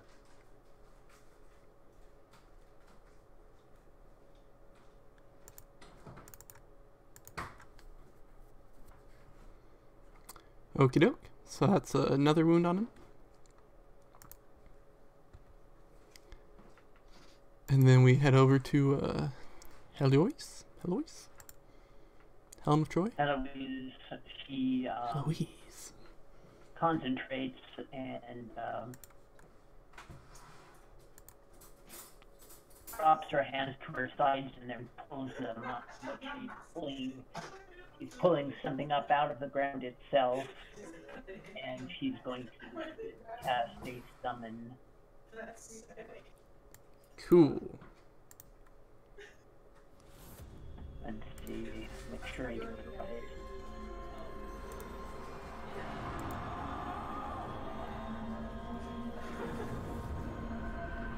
Right. Okay, yeah, so she reaches her hands down and just pulls up, and a couple of skeletons erupt beside her. And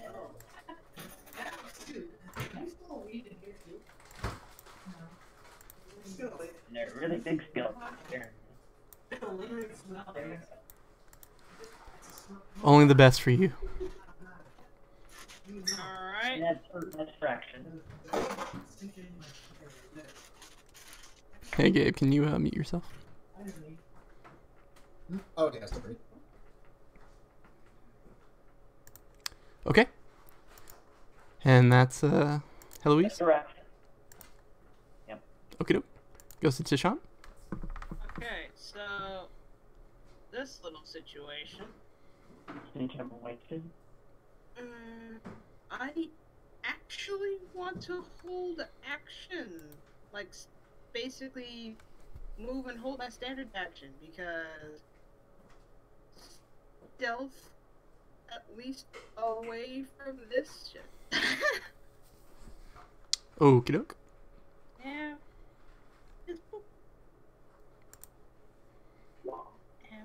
Which one is Tishan? Okay, Tishan is he's turned 15. Okay. Right now, I'm just readying my standard action to either run towards anyone that's wounded to heal them, or smack a hoe from fucking 25 feet away. But that's fine. Okie doke. He shines. At this, he gestures. Stop. Stay close to me for a moment.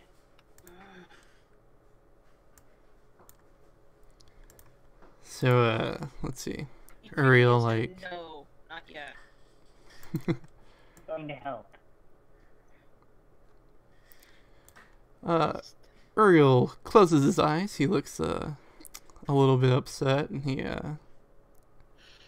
looks over at the, announcer, and he's like, why am I taking damage? And the announcer's like, oh, well, we thought you having immunity would be pretty unfair to the competitors. And Uriel, sighs and goes, fine. And so, with his arms still crossed, he's going to use a ranged attack. Which I should name something original instead of just stealing it from an anime.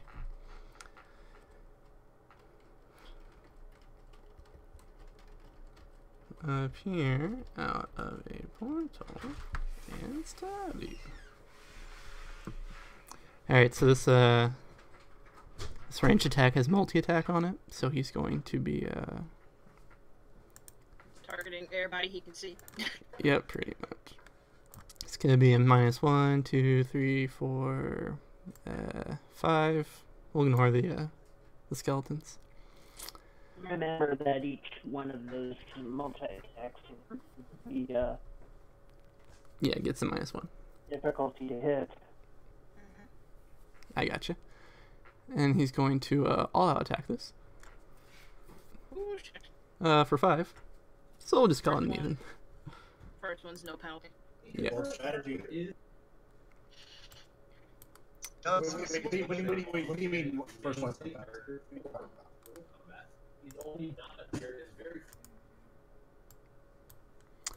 There's a few voices going on right now. Whoa. Who's saying what? I was saying, so, how many people is he targeting? He's targeting 5 people, so he's taking a -5 to his attack. That is correct. So here we go. Get it? W1. Yes, I guess I should specify this before. Is this multi-attack? Do I... Hello. It's your GM speaking. Is it just one attack for all 5 of you, or is it 5 separate attacks? 5 separate attacks. Okay. So, we'll have that one not count. Can you enlarge that the opponent's token for a minute? I can't really tell who the hell that is. Boop. Oh, man. There we go. The man, the myth, legend. There you go. How Okay. 3 of those?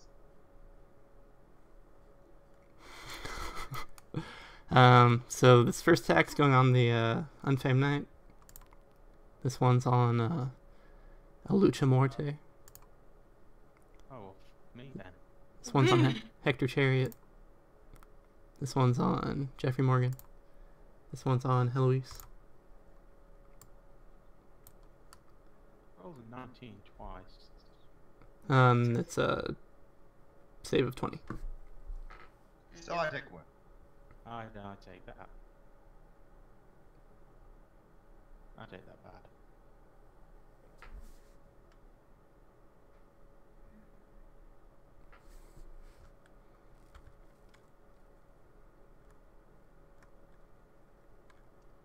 Yes. Wait. Looks like they're in danger of going down.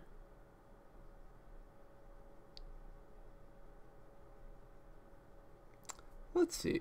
Looks like the Unfamed Knight took the worst of it. Okay.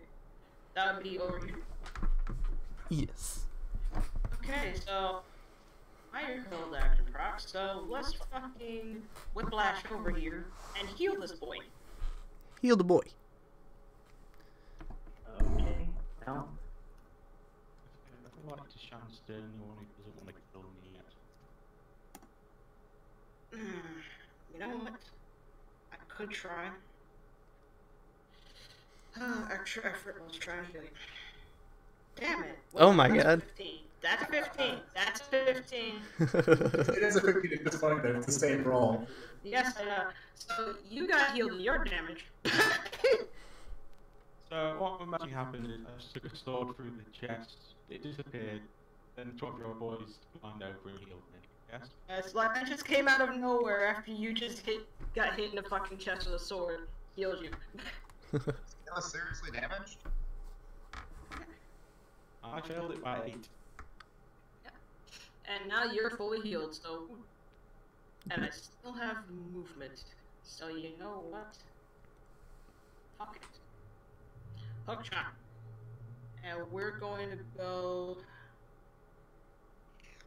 fucking over here, because... fuck this radish. Fuck the radish.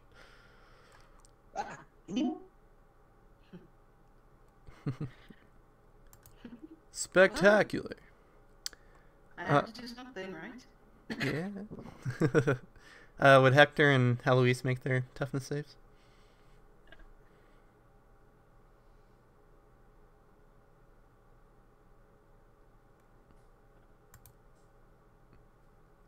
If you don't mind.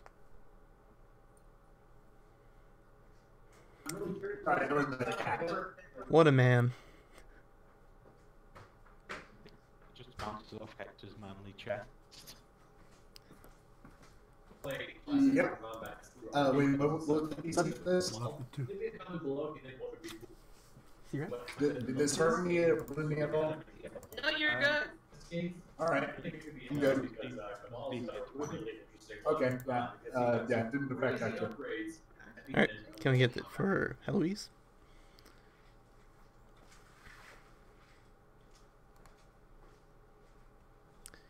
Please, Heloise? Hey, Gary. Oh, what? Where? What? Roll your toughness thing. Oh, toughness save? Yes. You got hit. Oh, who hit me? The net guy? Yeah. The angel, yeah. Oh, The opponent. Yeah, toughness save. Okay, hold What on. was this that actually attacked us? Was it like a spear or light or? Sword, tear out your bottom and stab you. Ah, okay, ultimate wavelengths. I'm gonna be fucked up. That was surprisingly good. Alright, that's just 1 degree. So 1 wound. I was correct to go towards the Unpaid Knight. He was completely fucked. Yep. He was completely fucked. Okay, so I take 1 injury. Okay. You're Yes. just trying to kill me straight away, aren't you? Gotta take out, you know, the biggest threat. And Alright. then John just hooks shots over here like, no. No. Goes to Hector Chariot. Alright, so I'm going to run up to him and I'm going to try and punch him. Sounds like a plan.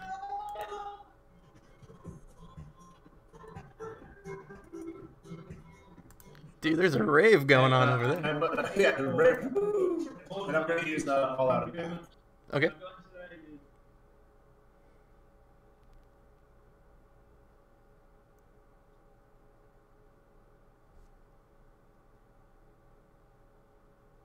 Okay, so that's on turn 1.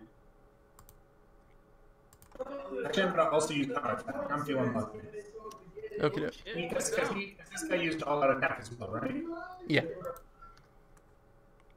And I hilariously forgot to add it to the totals. Yeah, I really did that too. I'm a toughness tank. I literally just have hit and dodge, so no reason not to.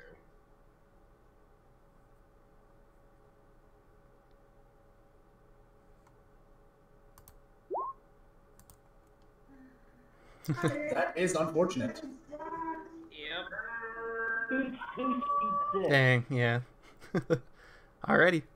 Hector was feeling a little too confident, I think. Put a little too much oomph into it. It's because this angel got a lucky shot. Never thought it was a complete bitch. Now we're on turn 2. Yes. Oh, turn 8. Morgan didn't use his multi attack. Oh, the fool. Well, now he's gonna hit real big. It goes to the Unfamed Knight. Right, I'm just going to take a step to a step to the above.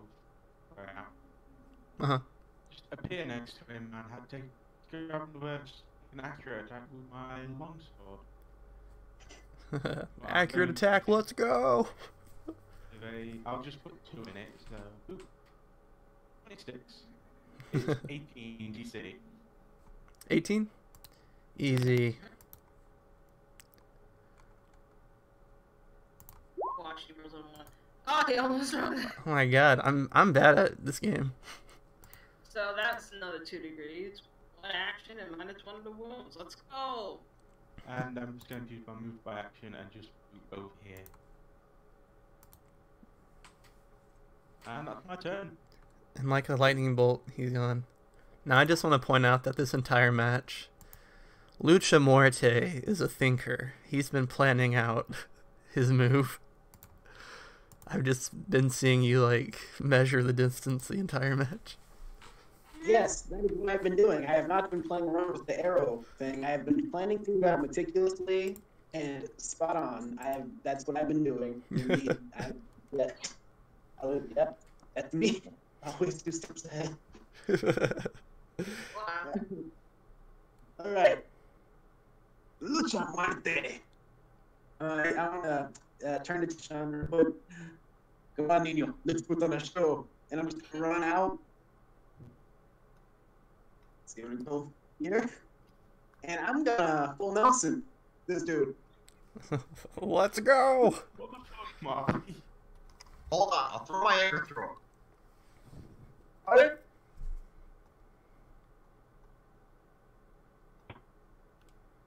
Oh, what am I rolling? Sounds like an unarmed attack roll. Are you grabbing?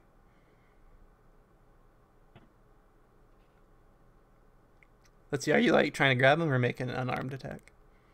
I'm just trying to grab him and like if someone else to just grab him, hold him. Alright, so I believe that's an attack check at -2. It'll immobilize him. Oh shit, I forgot longsword credit. Oh well. Yeah. Next turn. Yeah. Alright. Just an all-out attack? What did he do with -2? Yeah, so it would like balance out basically. Got it. Alright.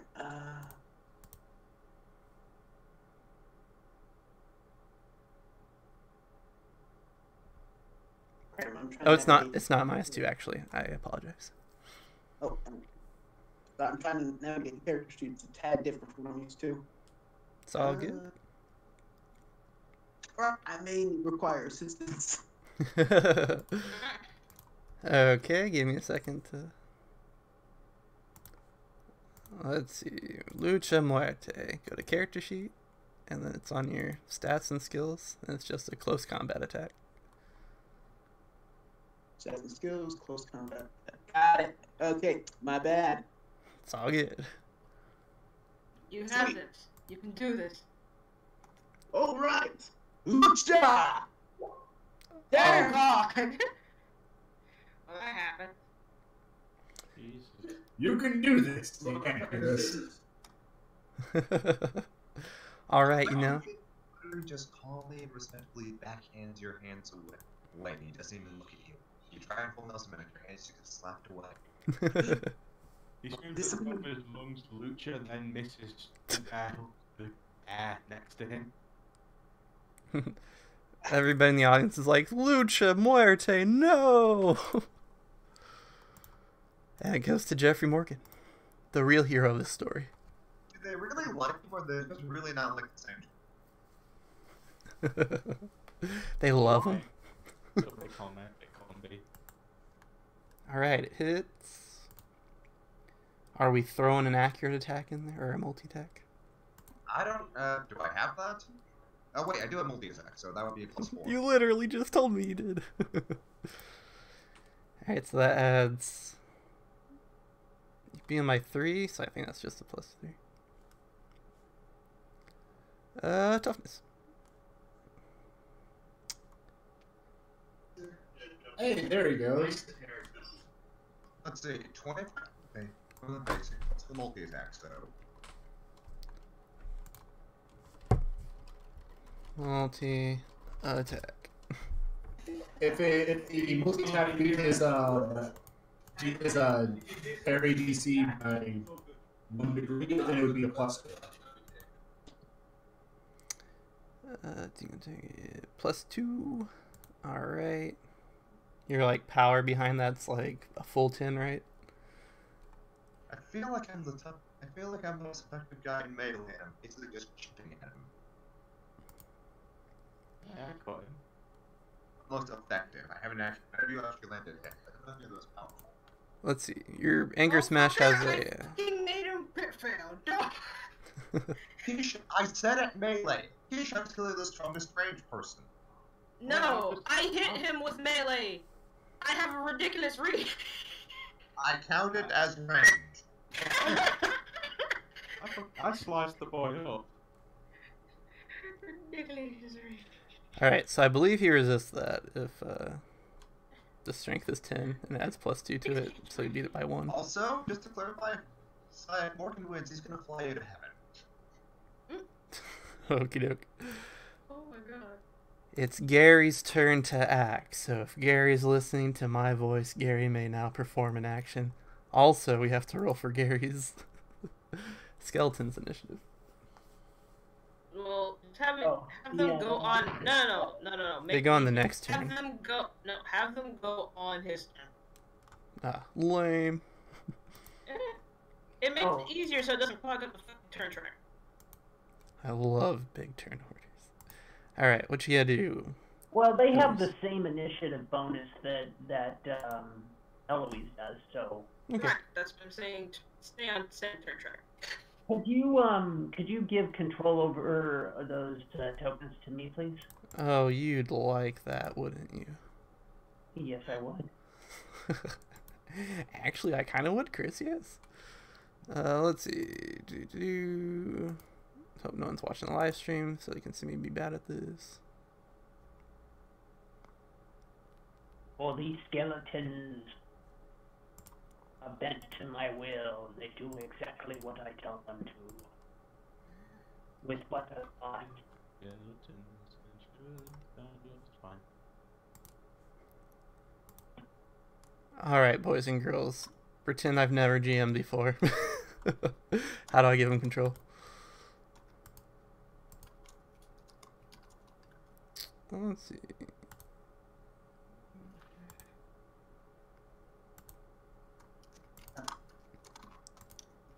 There we go. Maybe. Alright, there, I got them. Okay, so, 1, 2, 3, 4, fuck. Okay.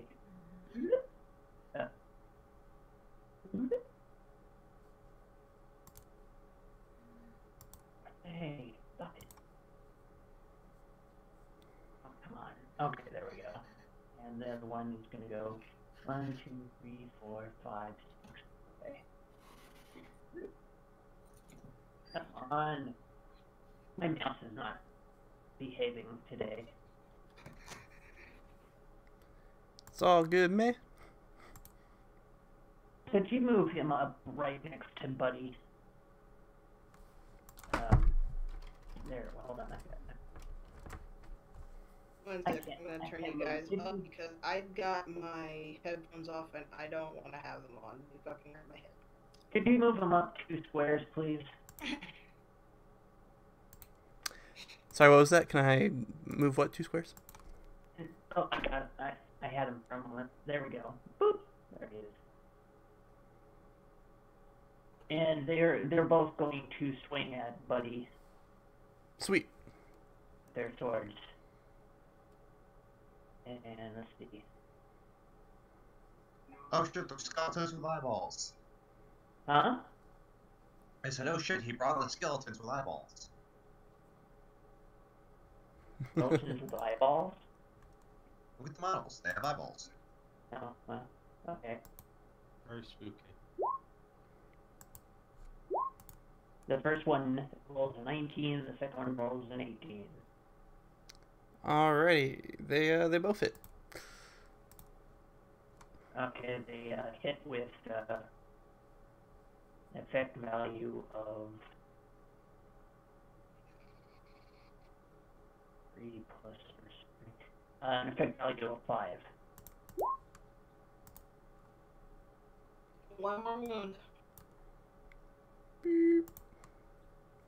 Their swords are made out of obsidian, and so they're like black glassy stone with like a scaffold's edge, and they're wielding big shields made out of granite.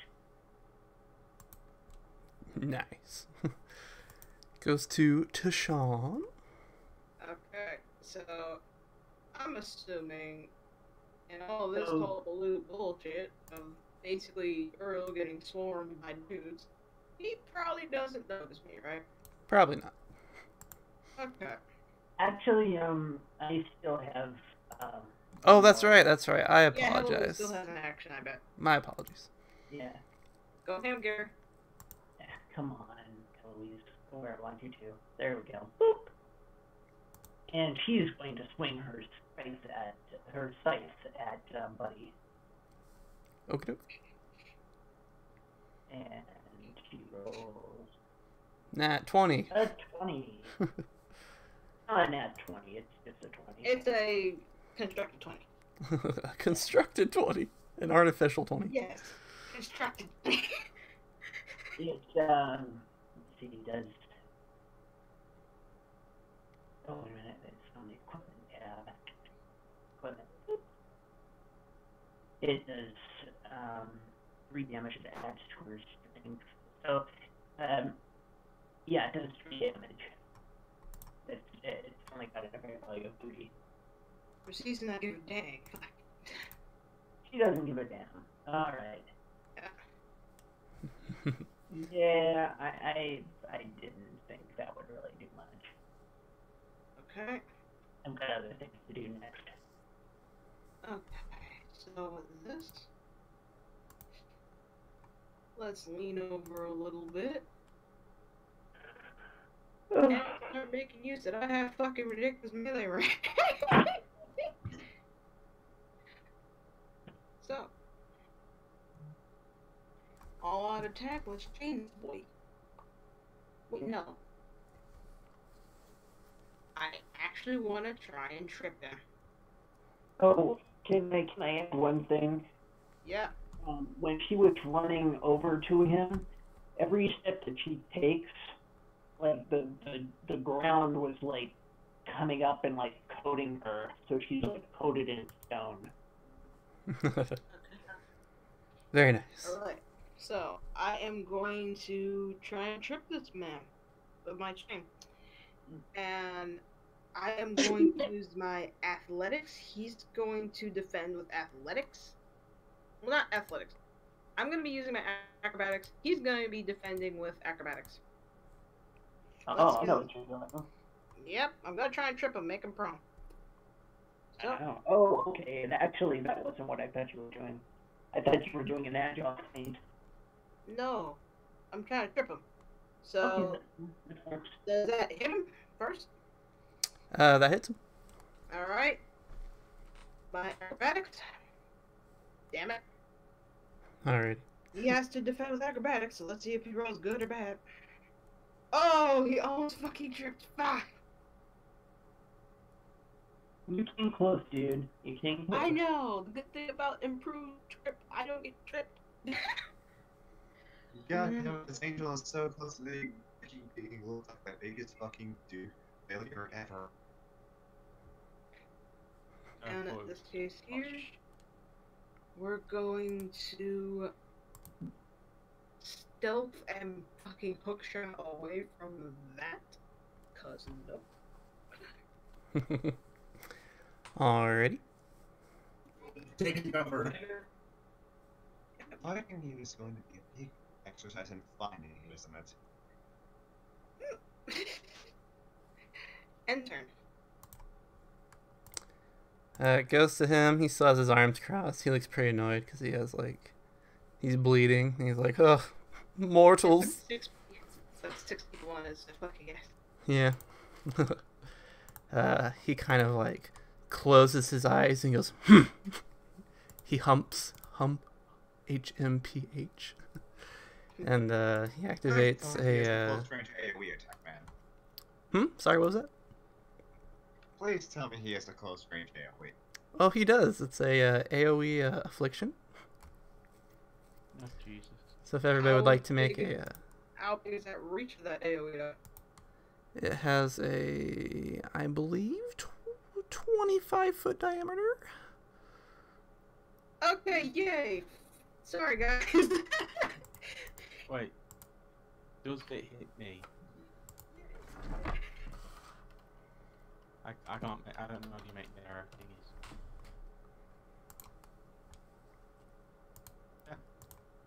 What? Come on, give me that aura. You. Also, don't apologize for not getting hit by an AoE. I wouldn't be in melee if I wasn't expecting to have something explode in my face at some point, or to take types of was in the form of an explosion. It happens. What you do?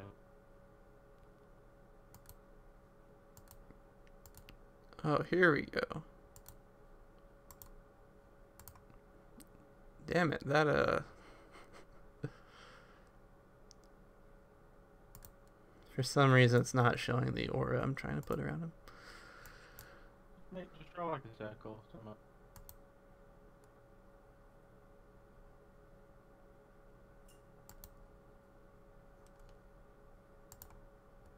Oh shit, this also hits people in the stands too. It's true. They're all like, ah! Basically a bright flash of light, like, I mean, that's what you get for hanging out in the splash zone. Yeah. Well, I mean, if it's a decent arena, there's probably some sort of magical protection for the audience. Yeah, maybe. I'm sure there is in the good seats, but do you really think the cheap seats are gonna have that? Although it's how they probably find it funny. Exactly. The good seats are immune of the indignity of this shit happening. The cheap seats are the entire fucking point. Yeah, they're like, man, people are dying already. This is great. Alrighty, so this has a, let's get dodge rolls from those affected. It's gonna be dodge rolls for, see if you take half effectiveness. Dodge rolls from who, where? From you, Jeffrey Morgan. Oh my god, El Morte, he's out. He doesn't care. Jeffrey Morgan does care. I'm gonna say this, if I have the option, We will have to roll a dodge. Yeah, you have to roll a dodge. The same thing with your Skull Bros. I get a +2 to this roll. Evasion. Yep. Okay. Can't wait to see. My dodge. Doot, doot. And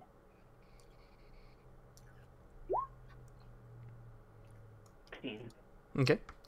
So I'm pretty sure Hector like dies no matter what. Unless he gets a 20 on this. Yep. It's a decent roll, but that all attack I did got me there. Okie doke. Now it's a DC 20 will test. Except for El Lucha Morte, where it's a DC 15. DC 20 will, you said? Yes.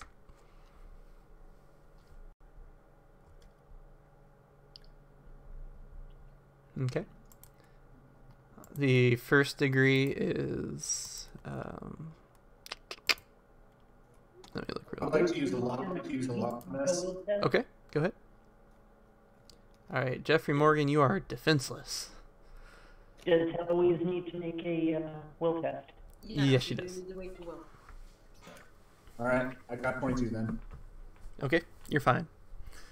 Will test. Will test. Where's your will? Is it a fear effect? Yeah, I'm gonna say it's kind of like a fear effect. Then she's immune. Sweet.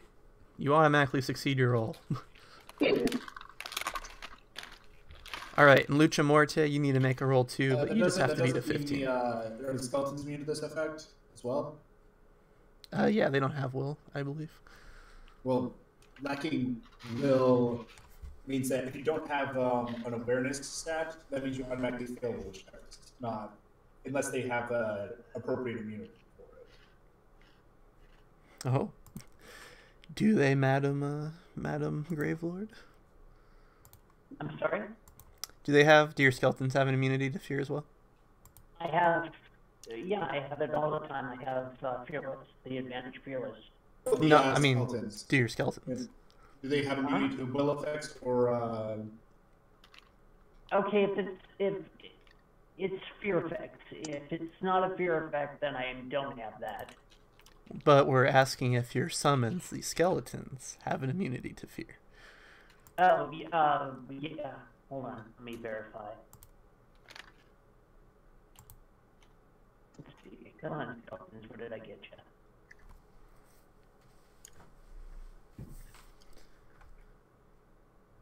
Oh, crap. They're feared, I bet. They're feared. Okay. Yep. So they need to make will checks. And I don't think they have... Awareness. Actually, they do have awareness. Okay, so they get to make will checks. Okay, so yeah. Oh, okay. Yes, have awareness. Yeah, they can make will checks. First one... Yeah, they have eyeballs, of course. Second one rolls a 16. Okay. So the skeletons are both impaired, I believe. Are they minions or are they heroic? They're minions. In that case, they get would the suffer worst the worst. result. Yeah. Okay, so they're both defenseless. If they fail, they get the worst result. Sweet. Yeah. The skeletons and Jeffrey Morgan are both defenseless. Lucha Muerte, Heloise, and Hector are all fine. Jeffrey saw. That was the fact I would have just taken the fail.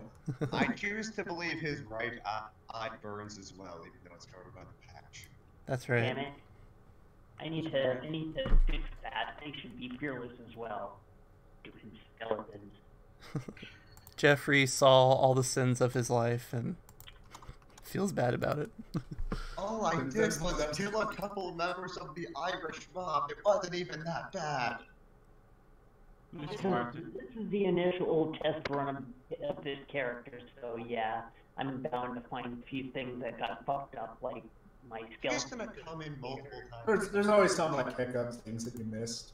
And my skeletons get scared. I don't see that. This guy's going to be a multiply occurring character design. I'd like to imagine just So Luke Chris- Samaritan just flax the fear away. Yeah. Alright, so Hector's going to try the same thing.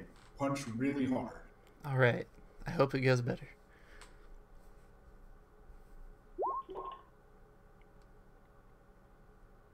That probably misses because he didn't do like some all-out bullshit. Yep. Does that hit or miss? That misses. I'm going to use a luck. Okay. All right. That also misses. And you roll a 15 on a die, meaning no plus 10. Alright, that's unfortunate. Mm-hmm. Third round, we go to the Unfamed Knight. The audience is having the time of their lives. Except the ones who are currently blinded by their sin. My God! Ah! Why did I do that to the dog? Jesus. Why did I kill that hooker in Vegas? Alrighty. So, Mira, I am not going to use the power attack. Is this like a continuous order field of regretting your sin, or I choose to It's just a believe- burst. I choose to believe that this literally forces him to feel bad about it, but he hates that he feels bad because he really doesn't think he should. If only because I killed people in the mafia. That's like a freebie. Okay. It's getting pretty crowded, So- Mr. Knight. I'm not sure you can find room. Yeah, this may be a problem with my limitation. So the fear thing, is it just a one-time thing, or is it always there? Like an aura around him now? If it's affliction, then you make a save against it each round. It's fear-based? Yeah, it's like continues to radiate off of him. Alright, I'm just going to say this. I have fearless. Oh well, hey. Okay, well, after seeing it affect them, the other Mutants and seeing what they saw, I'm going to make the heroic decision to get further away like a little bitch. On account of the, it makes you acknowledge your own fears. And I don't want, he doesn't want to see that. Also, No, it's less fear. It's like you're like stunned by like regret of your life. Yeah. so Chris, you've read my character, the character's background. You know that one. Lots of regrets. Lots of mistakes. Yeah. Also, Chris, Hi. you did see my whisper to you, right? I'm pretty busy. also, what's fearless mean in this That's right. regards? Just for purposes of if that motherfucker has regeneration. Gotcha. Okay. Oh, that was the end of turn 2. So Eloise gets back that wound. Tight. Okay. Alright, and I'm going to just take a defensive action and prepare just my sword to block. Okie doke. Goes to Lucha Muerte. Yep, that's what I'm gonna do. I can't wait to see it. Let's go, Lucha! What am I rolling? Roll a close combat attack.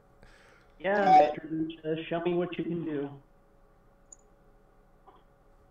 All right, that misses, my dude.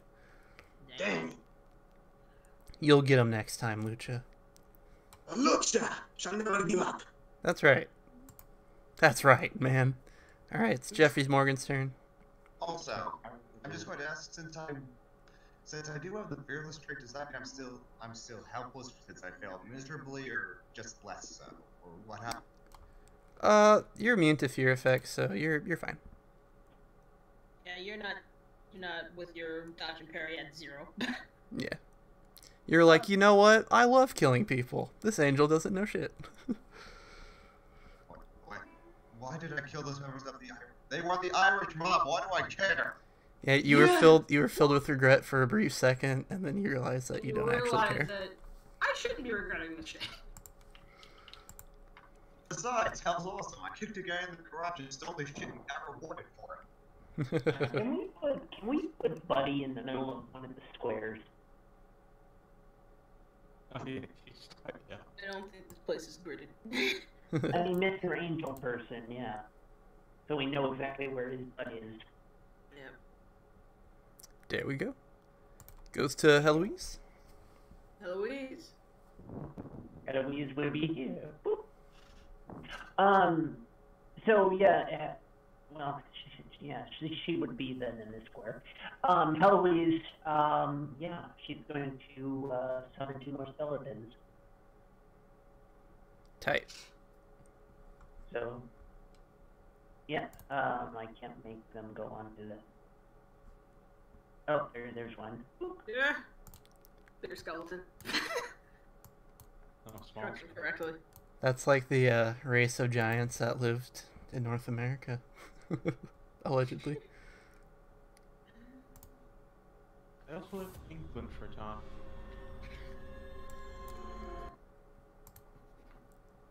That's true.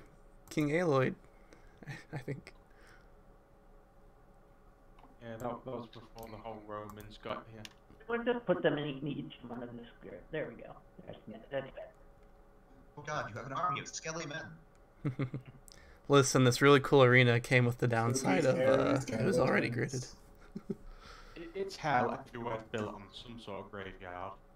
Yeah, no matter where I go. Down your spine. No matter where I go, there's always skeletons to pull up out of the ground for some reason. It's hell. Yeah. Oh, does that never... Also, this is a tournament. There's obviously skeletons and stuff. Wait, hold on. Does that mean there's always a good spot for grave robbing? It's always grave robbing season in hell. Hold on, considering the lore of what happened last year, are these child skeletons? You're right, they should be much smaller.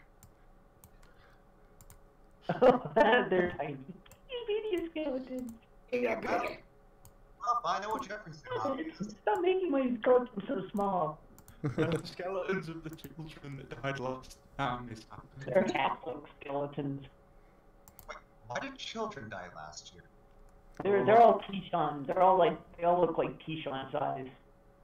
Because each of the like kingdoms wanted to be at full strength for this tournament, so they all like put bad fighters, so they'd like intentionally lose. Yeah. They threw a bunch of And yet children there was- in a death match. And yet there was still that guy I took out like a bitch. I choose to believe he was very strong and was actually better than me, but had a critical weakness for the crotch and didn't have the and was too shamed by the action to take his spot back. That's right. He had those big swinging balls, and you know. He was feeling I very just- good after killing all those. Hey, yo, can Gary do his turn? Oh, cheers. Oh yeah, actually no, that is my turn. Alrighty. Okay. Are your skeletons gonna? Actually, I think I can. Yeah, actually, I think I can use. Well, it's a full turn. It's full turn action to Full summon. turn for you. Your skeleton still has shit to do. Yeah. Okay.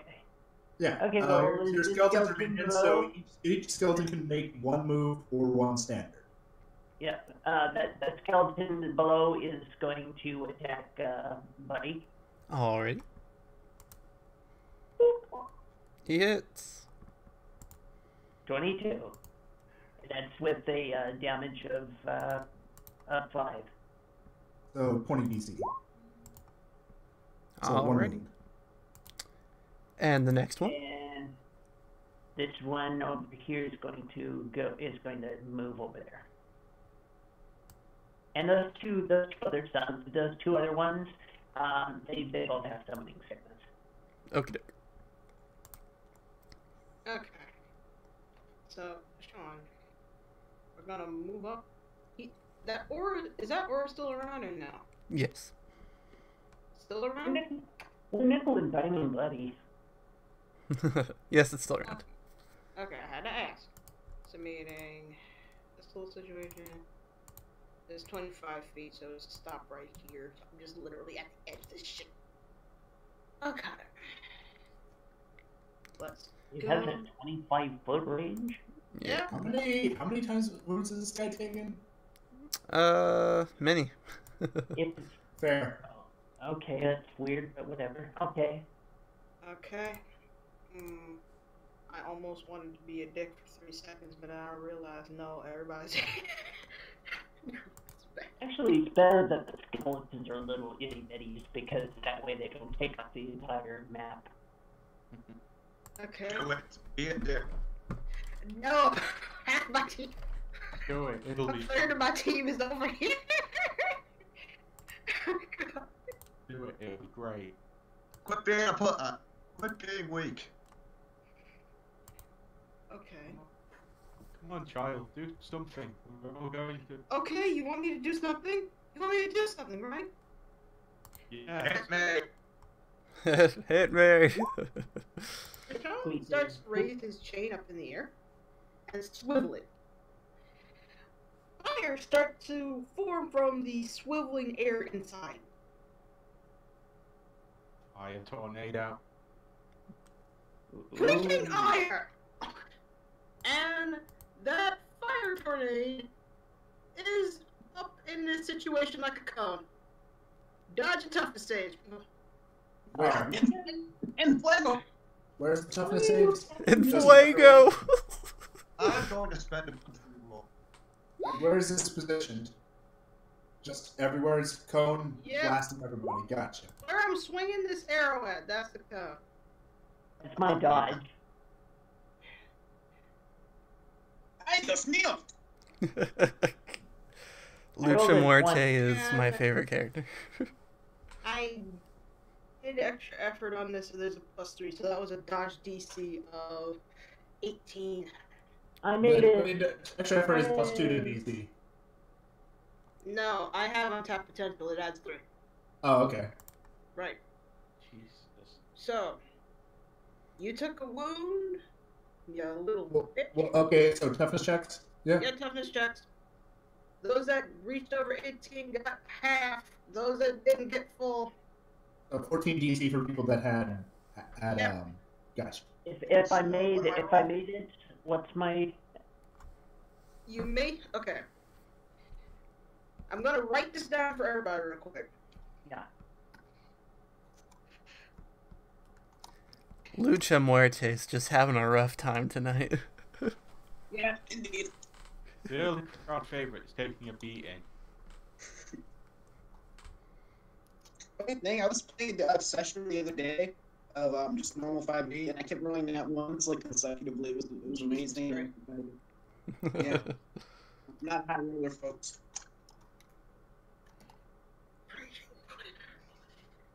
I sit there on the 12. I believe Jeff staggered. Yeah. Okay, so I need to roll a 19 for my DC. That's not gonna be good. Let's see. Come on, you can do it, buddy. No! So I take a wound. Like they wanted him to do something. He's like freaking iron. No, I rolled a 12, so I take a wound and I'm dazed. Yep. Oh, that really hurt. Good job, kid. So dazed means I get one action next turn. Yeah. And was I hurt by this with a 23 toughness? You just met it. You just met it, sir. You're good. Yeah, Okay. and toughness, I believe you, the defender wins. Yep. Hey, still hit the angel, and that's all that matters. Yep. And I'm going to tell you this, guys, so I'm not going to be a very douchebaggy about it. All my damage is incurable. Is Is And you- incurable. Yeah, that means no healing lessons for this. Meaning only I can heal the wounds that I cause on y'all. So Well, my- they can my heal regen- naturally still. My regen will not recover that. Yep. Yeah, that's Dicky. You're a Dicky dude. Dicky little kid with his dicky little fire tornado. I need to get that upgrade for my anchor. Now, Lucha Muerte, I Thanks, believe Rose. you, Can we do that? you lost by 3 degrees. So he took full degrees, so that's 23 minus E. Oh shit, that's 3 degrees. Yeah, that he is staggered. yeah, so you're staggered. What? So, very much in fuego for Lucha Muerte. Heloise is like, ow, that hurt. Yeah, and for kick, the reason it's incurable is because part of your body was transformed for making more damage. At least you There are said, bits and "Ow, pieces that's off of y'all that are actually missing. She looks over at Teach and is like, you do understand that we're supposed to be working together, young man. I told him to do it.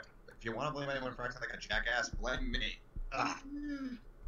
That said, good. It doesn't really help that all of you are crowding, so I can't even get a good shot. Now, it is fine, child. You did good. That is kind of hot. now, 2 of the skeletons are defenseless, so it automatically hits them. So I believe you have to roll for toughness for them. And then the other, Shit, skeletons.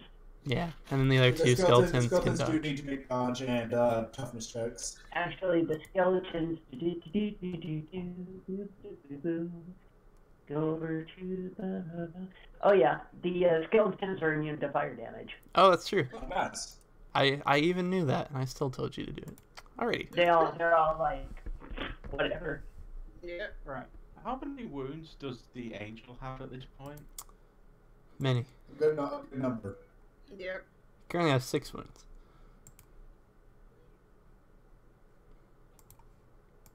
Are you certain that you want to continue to be beaten on, or would you like to just give up and leave like a good little angel? Let's see. Make a presence check for me. Persuasion. Yeah. Oh, persuasion? Sure, man. Persuasion. I'm not very good at that. Can I throw it in? Oh, 16. Yeah, Jeffrey Morgan. What's he have to say? Come on, this has been embarrassing enough for you. Oh, he made all kinds of will saves. He's like, fuck you. Come on, this has been embarrassing enough for you as is. You're just going to look like a complete douche. Let's face it, you're not going to win. That's kind of obvious. So save yourself the dignity of losing to a bunch of rejects like us. And take pride that a child kicks your ass harder than anyone else can. Oh, so actually, let's see. There we go. Jeffrey's a persuasive fellow. He is. He knows everybody. He's very persuasive. Great at parties. He's just flying by the seat of his pants. Why do you think the Irish mobsters wanted me dead? I insulted them very harshly. They're like, no one gets away with mean words to us. And so, Uriel, who's like, had his arms crossed this entire time, he sighs. And he goes, alright. He smiles wryly at Jeffrey Morgan, the little scamp. He's seen your sins, but knows you don't care. He's like, alright, listen, I was just trying to do everybody in hell a favor by putting a stop to this.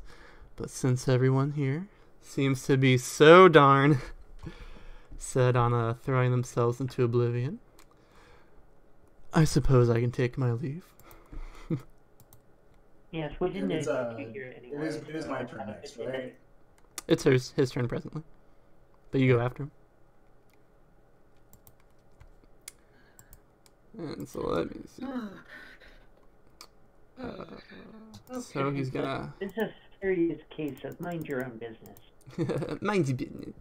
So at a flight of 6, he's gonna outstretch his wings. If you want to spare the others, that's your prerogative. But I have a mission to complete. Oh shit, Hector Chariot! Laying it down. Alright, let's see. Hector Chariot, let's make some sort of, like, I don't know, extra effort sort of move to try to get some feathers before he flies out of here. Sleight of hand, I don't know, whatever you think in character would fit for you. So he's still trying to, like, fly away right now? Yeah, he, like, spreads his wings and he's like, alright, sinners! How far away is he flying? He has a speed of 6, so he can move 1,800 feet around. Alright. So extra effort lets me extra action, right? Yeah. So I am going to teleport ahead of him. Very nice. First off. Then, and I am going to extra effort to, what you call it? I'm going to basically strike at him. Cool. And I'm going to go ahead and try using a plague stone for this. So as I teleport through like dust clouds in the air, and like pustules just burst through my body, just tearing through the clothes. The fluid mix with the dust in the air to a hardened stone, and then I strike it at the angel.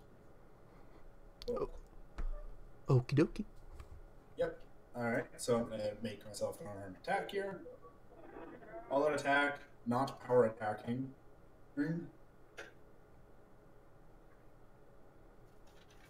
Nat 20.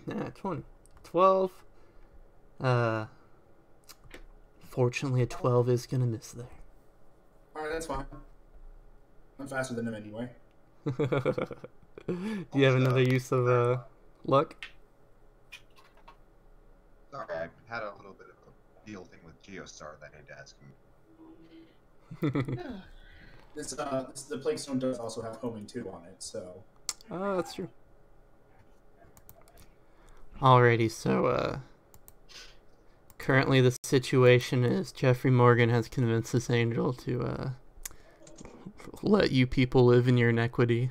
So he's flying off high into the sky. Hector Chariot is like bound and determined to keep after him. So the two of them like are out of the arena presently. So you guys survived. Jeffrey is immediately going to start laughing very loudly before declaring, "Now was that a good opening or what?" And the crowd says,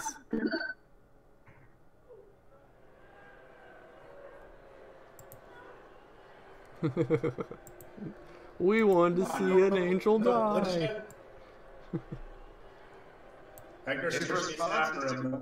His response is to do the under the arm fuck yourselves motion and saying, "I just made an angel run like a little bitch, and none of you find that funny." Ah, depressing. Regardless, in the event any of you did like this, hop on down to the Horned Bull. You'll see me there. Oh wait, you're going to get hit. Okay. What? I was trying to heal the people I kind of wounded. Oh, thanks. Yeah. I just have to sleep this off. And so, very good. Everybody boos Jeffrey Morgan. So, Everybody's like, put Lucha Muerte back on. your wound. Alright, Lucha. Sorry about this. I hope you're not mad at me, you guys. Tishawn is very politely healing everybody. That was impressive! Truly great! That was I'm not agree with you, but could you please stop this incessant burning? Also, Lucha Muerte, your wounds, considering you're still smoldering, you got more engulfed on fire. Like, basically, those that get healed by T-Chime, y'all get engulfed by fire, and then your wounds are gone. The best part is that he was like behind everybody and still somehow like got the worst of it. And my skeleton.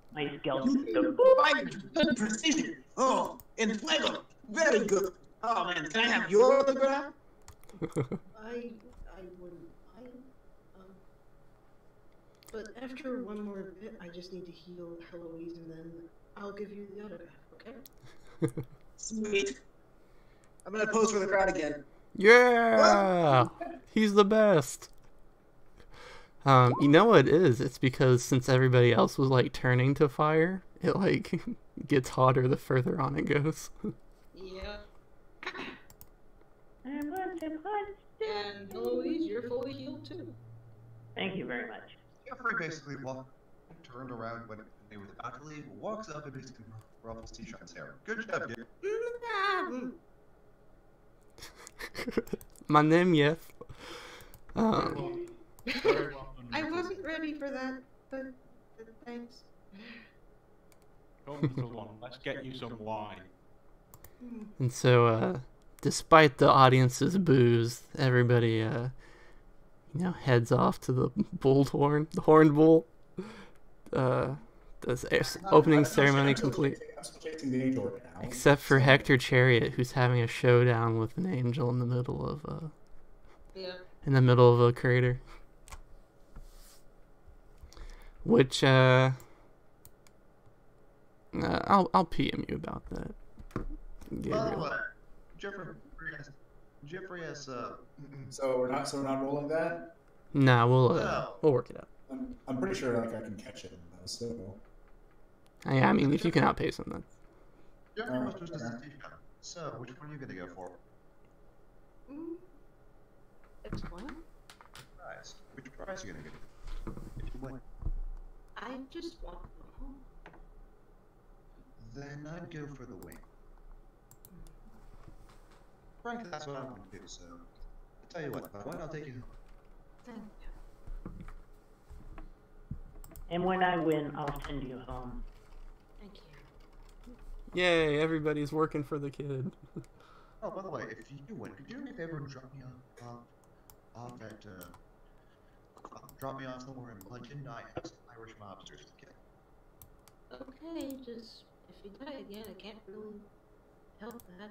So I may be stronger. okay.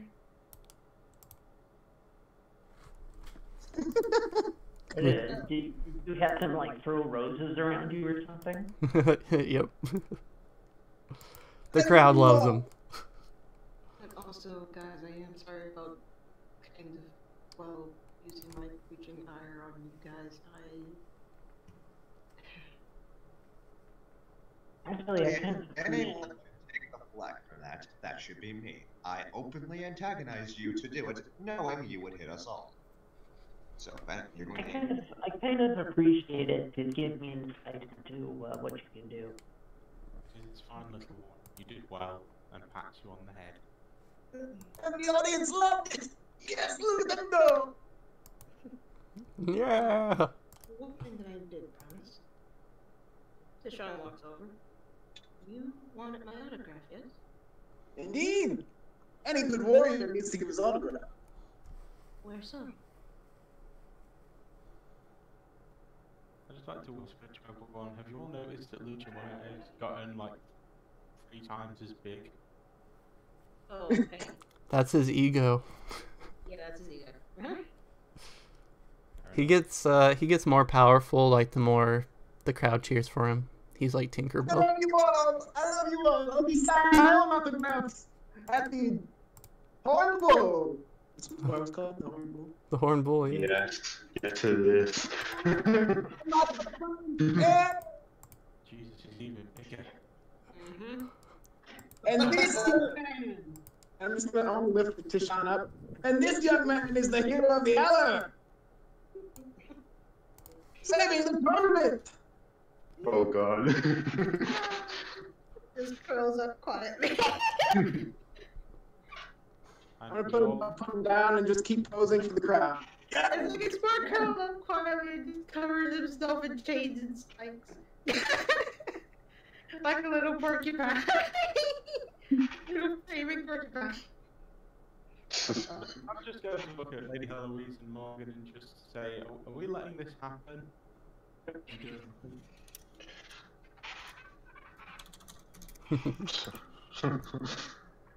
It's more of a question if you get even started. I'm going for a drink. Anyone care to join me? Also on photos. Where are they? After you put down Tishawn? Yep, I put him down. Come on, kid, let's go put a pint on me. Alright. You do see that in your hand is a dagger. It's an elephant knife with Tishawn's name written on it. Sweet. Oh, that's gonna be a collectible when he wins.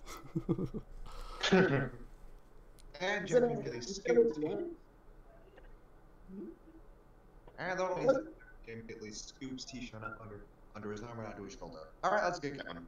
Oh, okay, I'm being kidnapped. It's okay. It's fine. And that's where I'll end the episode.